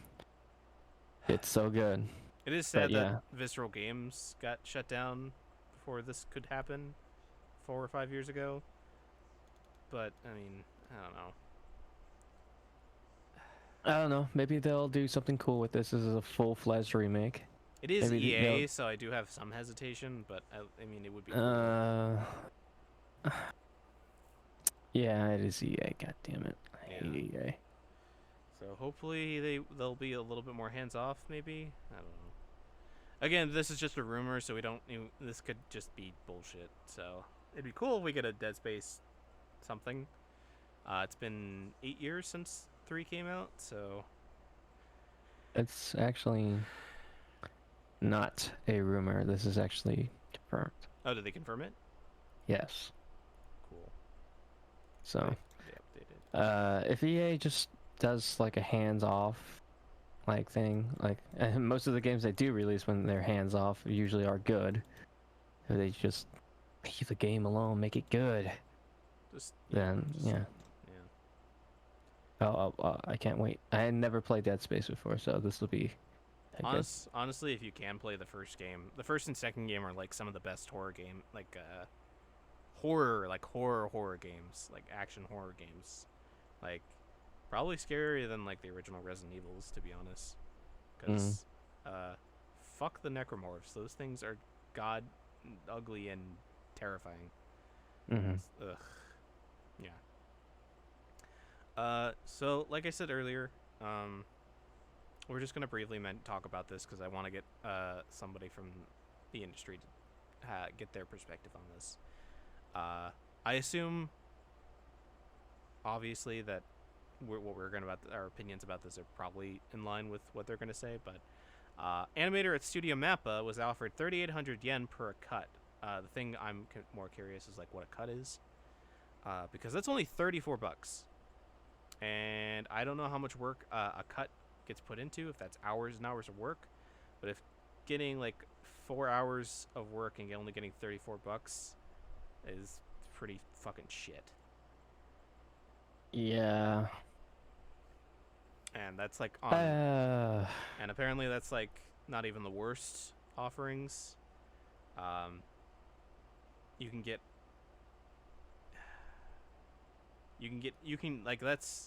up to, that's on the low end. You can get up to 77,000 yen, or if you're able to like fully negotiate, you can get up to 15,000 yen, which is like $134.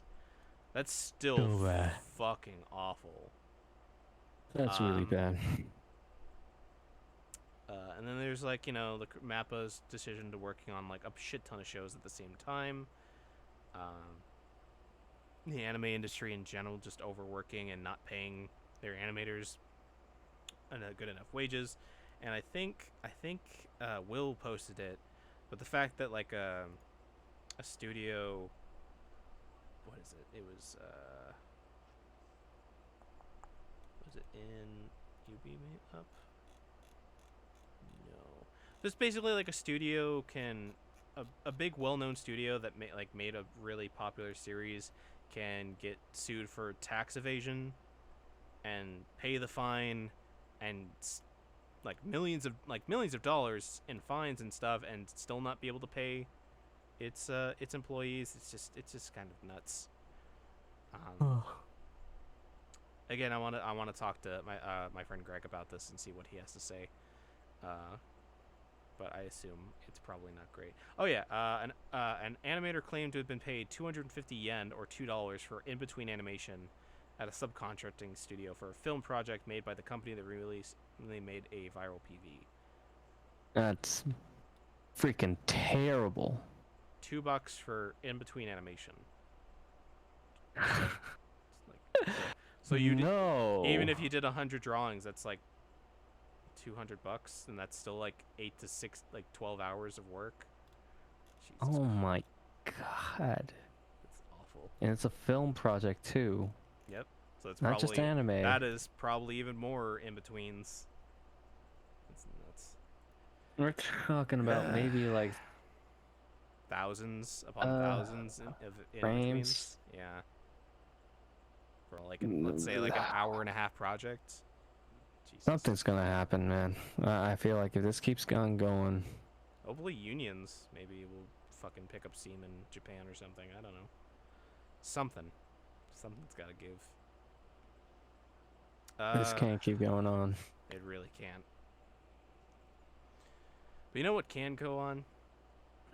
Fire Emblem forever. Yeah. Waifus, husbandos.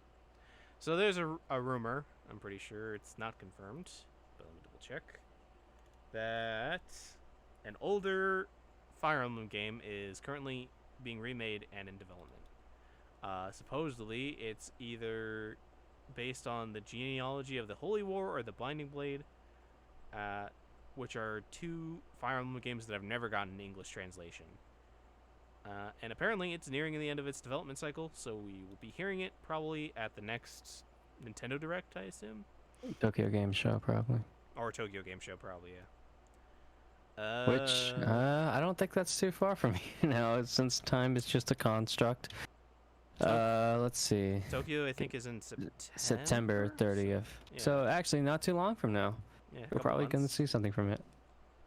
Yeah. Also in this article, apparently a new Donkey Kong game is in development for the Switch. Cool, I guess. I don't play Donkey Kong, so. They're fun, I guess. And this information is coming from Nintendo leaker Zippo, who is pretty accurate at revealing at their leaks, because they predicted the reveal of the new Mario Party game as well as Metroid Dread. So yeah, take it with a grain of salt, but pretty possible. There's also like I this is from a different story and I don't have, and I just remember hearing about. There's also possible rumors that they're already on work at making a not a sequel, but like a Fire Emblem Three Houses like full blown game, another one in that that vein. So they're making probably another big Fire Emblem game too. So. But that is, I think, just from recollection and not based on any actual facts that I have right here. And finally, our final story for the last 3 weeks. Ubisoft is working on an Assassin's Creed live service game project thing called... What does that exactly mean? Basically, Ubisoft is making a Fortnite-esque or GTA Online-esque kind of project for Assassin's Creed. That's not going to be good. Well, I'm hoping that if it's a thing, it's going to be like a single-player game that just happens to have multiple settings that you can go to, and the multiple settings have like multiple stories and stuff that just get updated over months and months and months and months. It's not what I would prefer. I'm just saying that this is probably like the best possibility. I mean, I guess some cool things would happen, but yeah, it's really unfortunate that this is what the Ubisoft is doing. I'm hoping that they're still making a single player Assassin's Creed game and not just working on this. But the fact that Quebec and Montreal, the two main studios that make Assassin's Creed, are working on this together makes me think that this is going to be the next project for Assassin's Creed. Outside of Valhalla getting DLC for a second year. Hey man, I wonder what time period would this take place. I mean, if they're saying that it's multiple settings, it could be multiple time periods, but Cool. I just don't know which time periods they would choose to connect everything. I mean, maybe Japan finally, but I don't know. Cool. I don't know. Says that games are connected but look different. Yeah, like I said, inspired by Fortnite or GTA Online. There's still also the fact that like Ubisoft has those sexual misconduct claims hanging over it, and some of those people that those claims are about are still working at the company. Is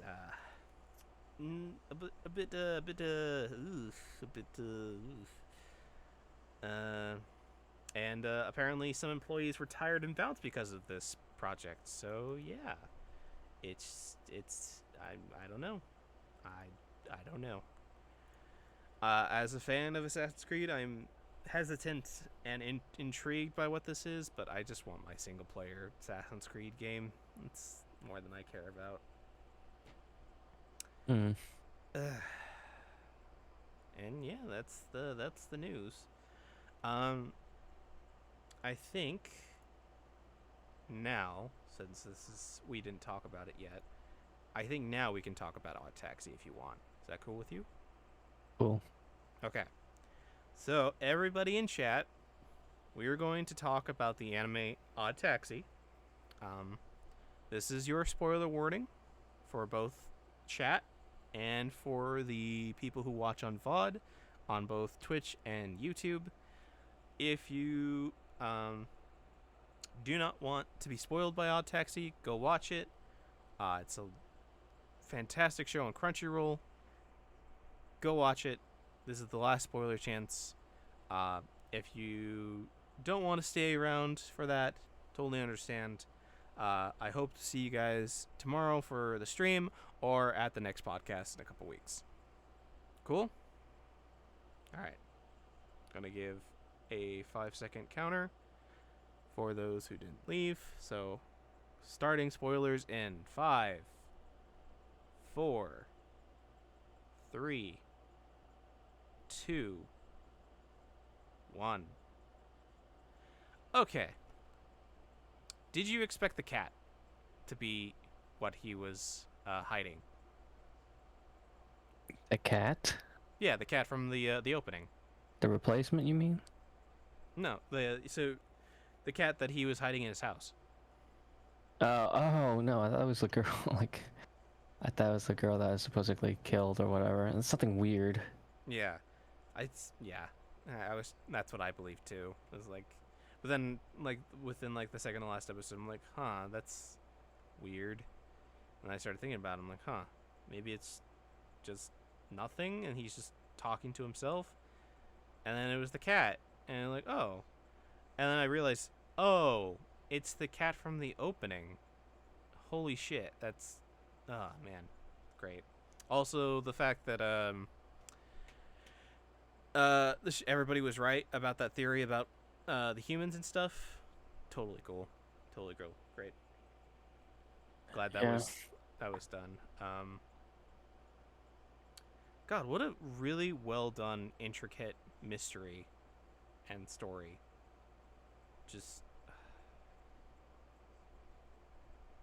I don't know. Yeah. I love how a story is just a bunch of odd characters coming in together, and then one it all comes together, man. Yeah. And Weaving in and out of everybody. Like everybody just weaving in and out of Otokawa's just his life because it's just so great. it's just very tragic. Very, very tragic life, but he still gets it together. There was a character I just did not care for, and I wish he kind of died. It was the freaking comedian guy. Oh, He's the short one. Yeah, the one that's like, oh, no, it's your fault, not mine. But, it's just like, shut up, man. You're a terrible comedian. Your partner was good to just give up on you. Yeah. I didn't pay much attention when his part came around, especially when the car fell down. He's like, what, I'm being interrupted by something, huh? I'm like, dude, just shut the fuck up. He's probably the worst character out of everyone. I think he's even worse than that hippo guy that lied about, like, oh, I'm going to bring justice to Dobu and all that. Not the guy who spent hundreds of dollars on gacha for. That guy's just a freaking idiot. I really like that. He was probably one of the reasons why I got sold on the show, was like that they were able to make the story about this person who got addicted to gacha, and just like the way his like life has just been spiraling around like this concept of just being special and unique since he was a child, and losing that thing when he was a child, and then competing with the same person later in life with the gacha, and then losing it all. It's just. And then he got the eraser. He finally got the eraser. Yeah, which was just, man, the eraser that was in episode 1, that was just kind of a weird thing that she just had. But then, yeah, it was just, and then his scene with when he shoots Dobu, and he just screams at the top of his lungs. It's great. That guy was insane, and he seriously needed help. Jesus. Yeah. I mean, yeah, I totally agree with you. I don't know what else I'm gonna say. It's like, He was going around shooting. Basically, yeah, just going around shooting people just because he didn't. Trying to find Otokawa. Yeah. If he got like a new Samsung or whatever, it would have been waterproof. He would have been just fine. But dude, I don't know. What if you like got like the rare, like the 0.01% like thing from whatever gacha game that you've been playing for years and years and years, only for some asshole to just like startle you with their driving, and you just lose your progress. And I would cry and be sad, but I wouldn't go around and murder people. Like, go into like a cabaret club with a gun and start shooting people. yeah, fair enough. Oh, he also shot like one guy, didn't shoot like everyone, but still, I mean, if you're willing to go that far, you really need to get help. And Yeah. also, like, yeah, his dad was kind of a piece of shit. But then again, he did use his I mean, dad's he's credit dead. card, so it does make sense. He spent $1,000 on a piece of fucking rubber. Like, I'd be pissed too. I wouldn't beat my son, but I'd be fucking pissed and livid. This kid just spent $1,000 on this stupid eraser. But I think the dad went a bit too far. Like, I think he straight up beat the kid up, like, Yeah. bad. Yeah, he fucking decked him in the face. That's for like, I think he kicked him a couple times, if I remember correctly. But Yeah. what a great show. And Dobu calling it the plan Odd Taxi. Yeah. Great Like, great reaction. Cueing the Peter meme where he's like, he said it. He said it. And just Otokawa is like, was I supposed to be like react to that? Why? That's a weird name. Why would you call it that? It is a very corny name. Yeah. Not gonna lie. But it all ties together, I suppose. Yep. Also, I found out that I found out two things. One, there's a music video for the OP that literally shows the big twist of like people, the entire show being from the perspective of Otokawa. Like 2 months before the show came out, because it has the singers like hanging out in Otokawa's taxi. Yeah. Is that in response? Okay.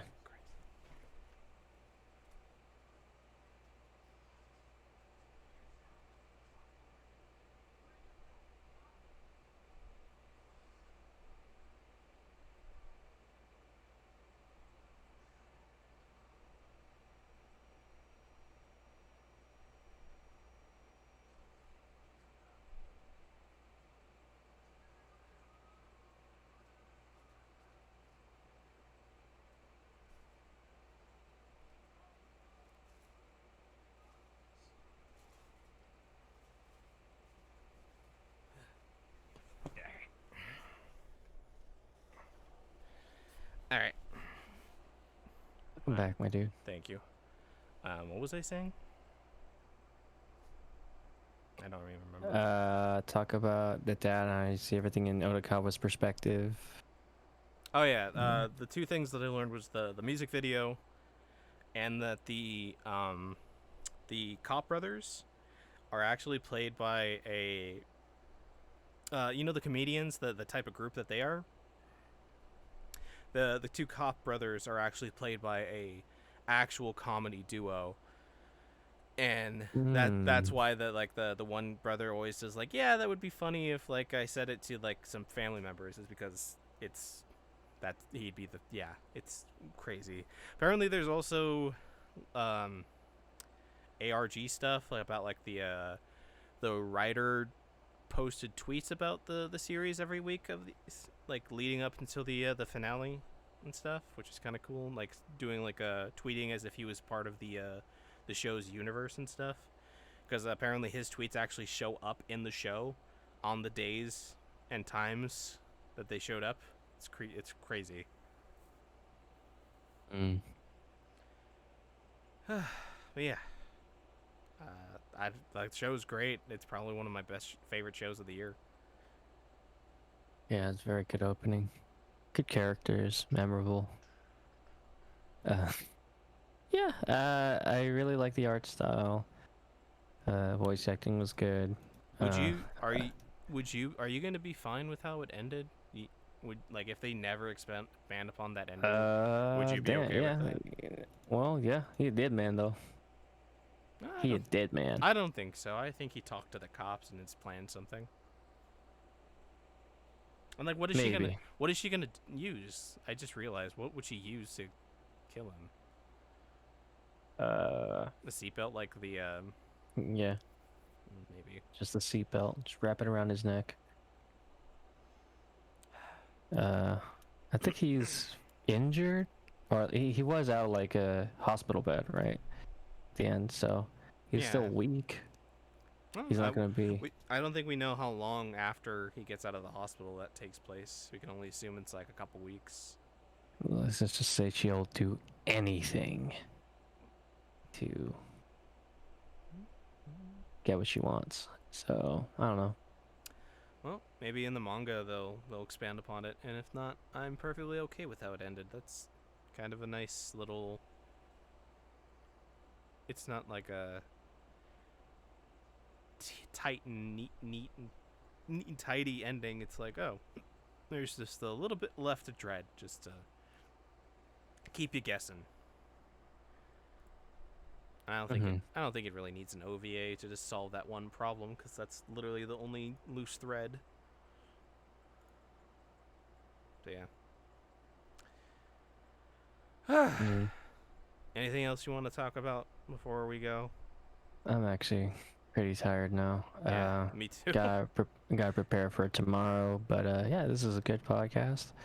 Hopefully, Greg will join next time around, and things will work out. Yeah. But yeah, gotta wake up early tomorrow. Yeah, I've been up since like 6 a.m., so I'm starting to Oh man, you are. Is there a reason for that? Is there a very personal thing that you don't want to say? I went to bed at like 11 last night, and I just couldn't wake. When I woke up at like 6 a.m., I just couldn't fall back asleep, so I've been up. Oh damn. Yeah. Okay, well. I'm happy that your sleep schedule is somewhat fixed. I mean, it was nice, but I don't know. Just I'm tired. I'm just gonna probably take a nap. Yeah, your body has to get used to it, but hey, hopefully it sticks, man. Like, yeah, a lot of more views if you Yeah. stream at the at a normal time. So Early tends to be when I have quite a bit of people. So. yeah, because most of us are at work. We want some sound in the background and like to watch some things while you do it. I mean, that's why I do it. I like things in the background so I can listen to and engage with when I'm working. Yeah, me, it's I would have to be watching somebody, because my mind tends to drift, or my attention tends to shift if I'm not actively watching or engaging in the content that I'm watching or engaging with. So yeah. Man. Thanks again, Charles, as always. Yeah, no worries, man. I'm happy. At least most of the topics I chosen were interesting. Yeah, thank you for that, because yeah, I just had like the one or two, and like, no, we're not gonna have anything to talk about during the news. Oh shit. But yeah. Yeah. Okay. Anytime, man. I'll keep on doing that going forward. But hey, man, just take it easy. I know life can get hard sometimes. I know that. I've everyone, you know that. Yep. Whatever. But you'll get through it, man. It's worth it. Yeah. Yep. You down to watch the Loki finale on Wednesday?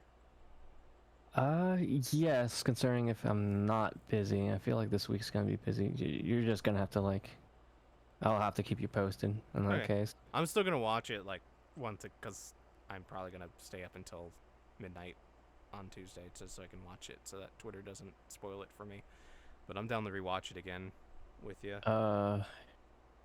Yeah. God damn it! I hate having to wake up early because when things come out at like 12, you can't hit it, and I have to avoid Twitter for like a whole day. It depends.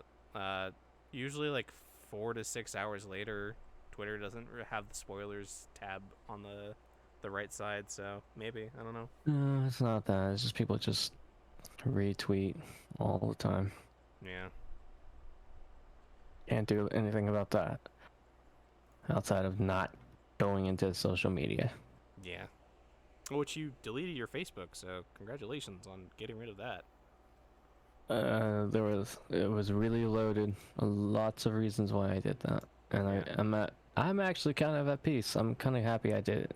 Yeah, it's kind of the only reason why I still have mine is because I have it's easiest way to talk to certain people, and I can post about the streams and stuff there too. It's just I have no reason to use it anymore. Twitter is like where I have most of my engaging, and like I talk to people there, and voice acting opportunities are on Twitter. Yep. I don't see anything on Facebook anymore, so I don't use it. There's no reason to. Fair enough. And I don't like my family, so I don't go on Facebook to talk with my family anymore. So there's no reason. Forget Facebook. Just Twitter. Yeah, there's no reason for Facebook for me anymore, and it's gonna suck because I do have an Oculus Rift, but yeah, whatever. Just yeah, sell it and get a whatever. I only bought it for like $125. If Oh yeah, that's not too bad. no big deal. Yeah, get a fucking what is it? The Valve one. After my terrible spending thing that happened today regarding the Black Chocobo mount, I think I'm gonna have to lay low a bit, save up some money. How many gift subs did you give? Gave like 10, well 11 technically. You only needed to give like 5. Yeah. I didn't read the thing. I gave one. I was like, oh, okay, I got the Black Chocobo. Oh no, I got 100 festival thingies. I was like, okay, well, let's give 5. Let's give 5 subs, right? I did it as Anon. And they're like, nope, sorry, that doesn't work like that. Oh fuck. Well, I can't refund it, so do it again. Oh, they don't. Oh, fuck, that sucks. Exactly, and that's $60 right there. Jesus. Yeah, it sucks, but I mean, what are you gonna do about it? Man, I wish I was part of that event. It kind of sucks that I can't give people fat chocobos for playing 14. Yeah, but you know, you can still just be careful this time around. Don't be like me. Just give 4 subs to people, not anonymously, in the channels mentioned in that post, and you will get your big Chungus mount. Nah. I'll wait until it comes on sale and then spend the exact same money and just buy it that way. No, just find a time. You're looking at a man who spent $40 on a whale. Oh, you actually spent that much money on a whale mount? Where it can go up to 7 people? Yes, I spent the $40 to buy the whale so I can bring my entire party with me to Endwalker. So that way when we're like, oh, where do we go next for this quest? We're like, hop on in, buddy, and get in the whale. Oh, speaking of 14, I finally got... Did you see? I got my... Bunny boy? I got my relic. Oh, yeah, I saw the relic. That's awesome. It's so cool, but God, 2 months of that freaking non-stop running Delibrum Reginae was... They improved it now. You used to only get one of these medals every time you beat the dungeon. Now they give you 3. Oh, thank Christ. And I would have... If I did it like 2 years ago? Now... No, if I did it like now compared to what I did like last month, I didn't have to run the same dungeon like 12 times. I could have just ran it 5 times. 5 is so much less to freaking 12, man. Well, you had to do 15 in all, but by the end I was almost done anyway. That's pretty nuts. I'm glad I didn't. I was so burnt out. I'm so glad that I stopped playing 14 because I didn't want to do relics or anything. Fuck that. I was so burnt out. Like I didn't play 14 for like a month. And then I came back and I ran the dungeon twice, and I was like, I never want to run this dungeon ever again. I'm already burnt out now. The grind takes too much from you, man. But I did the MSQs today. Oh, you caught up? I caught up. Yeah, that's why I did the post today in my Twitter. Nice. It's I'll message you. It's this one. Literally the end of the end. And now we wait till Endwalker. Yeah. Took some pretty good pictures too. Only a couple more months. Only 4 more months. That's crazy, man. These 4 months they're gonna go by, and you're like, oh, what the hell? It's already November. Time is going too fast. Endwalker month. Ugh, it's gonna be so good. Yeah, I can spend an entire month for Endwalker, and Probably. maybe I'll cry. Maybe I'll not cry. I don't know. Depends on how 6.0 ends. I'll say this. Screw Alfino and Alize's father. Okay, I was gonna say I was gonna be upset if you just said screw my very good children. It's like what the fuck? No. Did you play the MSQ? Yeah. Like, are you caught up? Yeah, I'm caught up. God, what he did was absolutely terrible. What a Yes. piece of shit. Piece of shit. Can't wait to beat his ass and find out the reason why he did it. I don't care about. He's basically like the TVA. Oh, we're gonna keep the sacred time. We're gonna make sure every Charlian is safe. No, he's worse than that. He's all about like it's. You would disown He's your bas- own children. He's basically if like what Sweden was adamant about not playing, being obviously neutral in political affairs, but then just like when anybody asked them for help, they're like, nah, fuck you, Sweden. Yeah. We're gonna focus on Sweden. Yeah, even if the world gets destroyed, oh, stop thine hyperbolic events, blah, rabble. We're just gonna go to the moon. That's why we're testing out this facility that's underground. Yeah, screw that guy.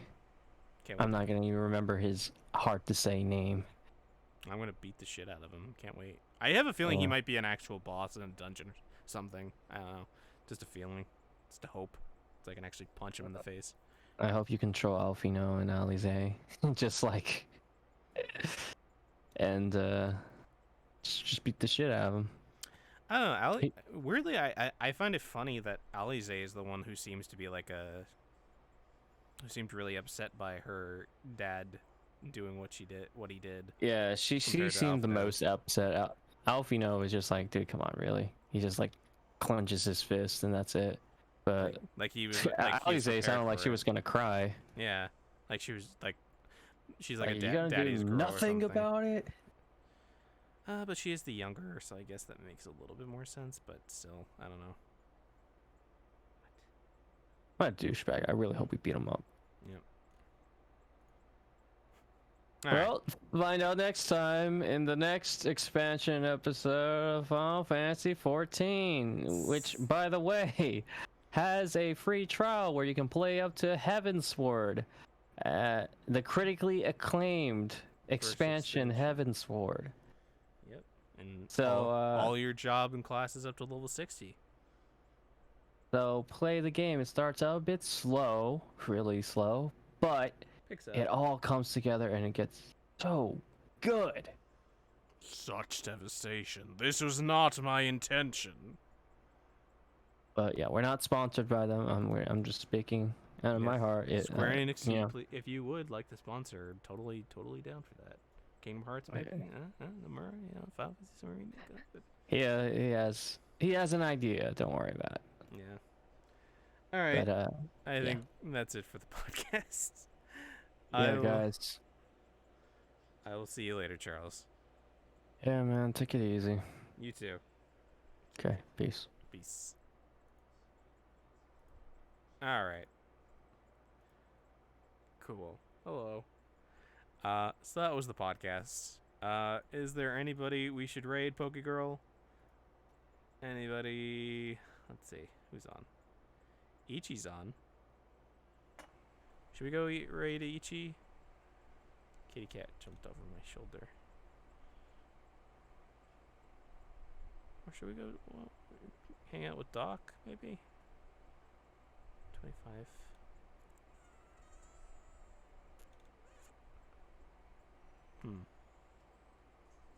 Kitty. You know what? Let's add to Doc's stream. You see where he is in Kingdom Hearts 3. / raid Doc Zeus. Is that the name of the channel? Yep. Why is she biting? Stomp's Twitch channel?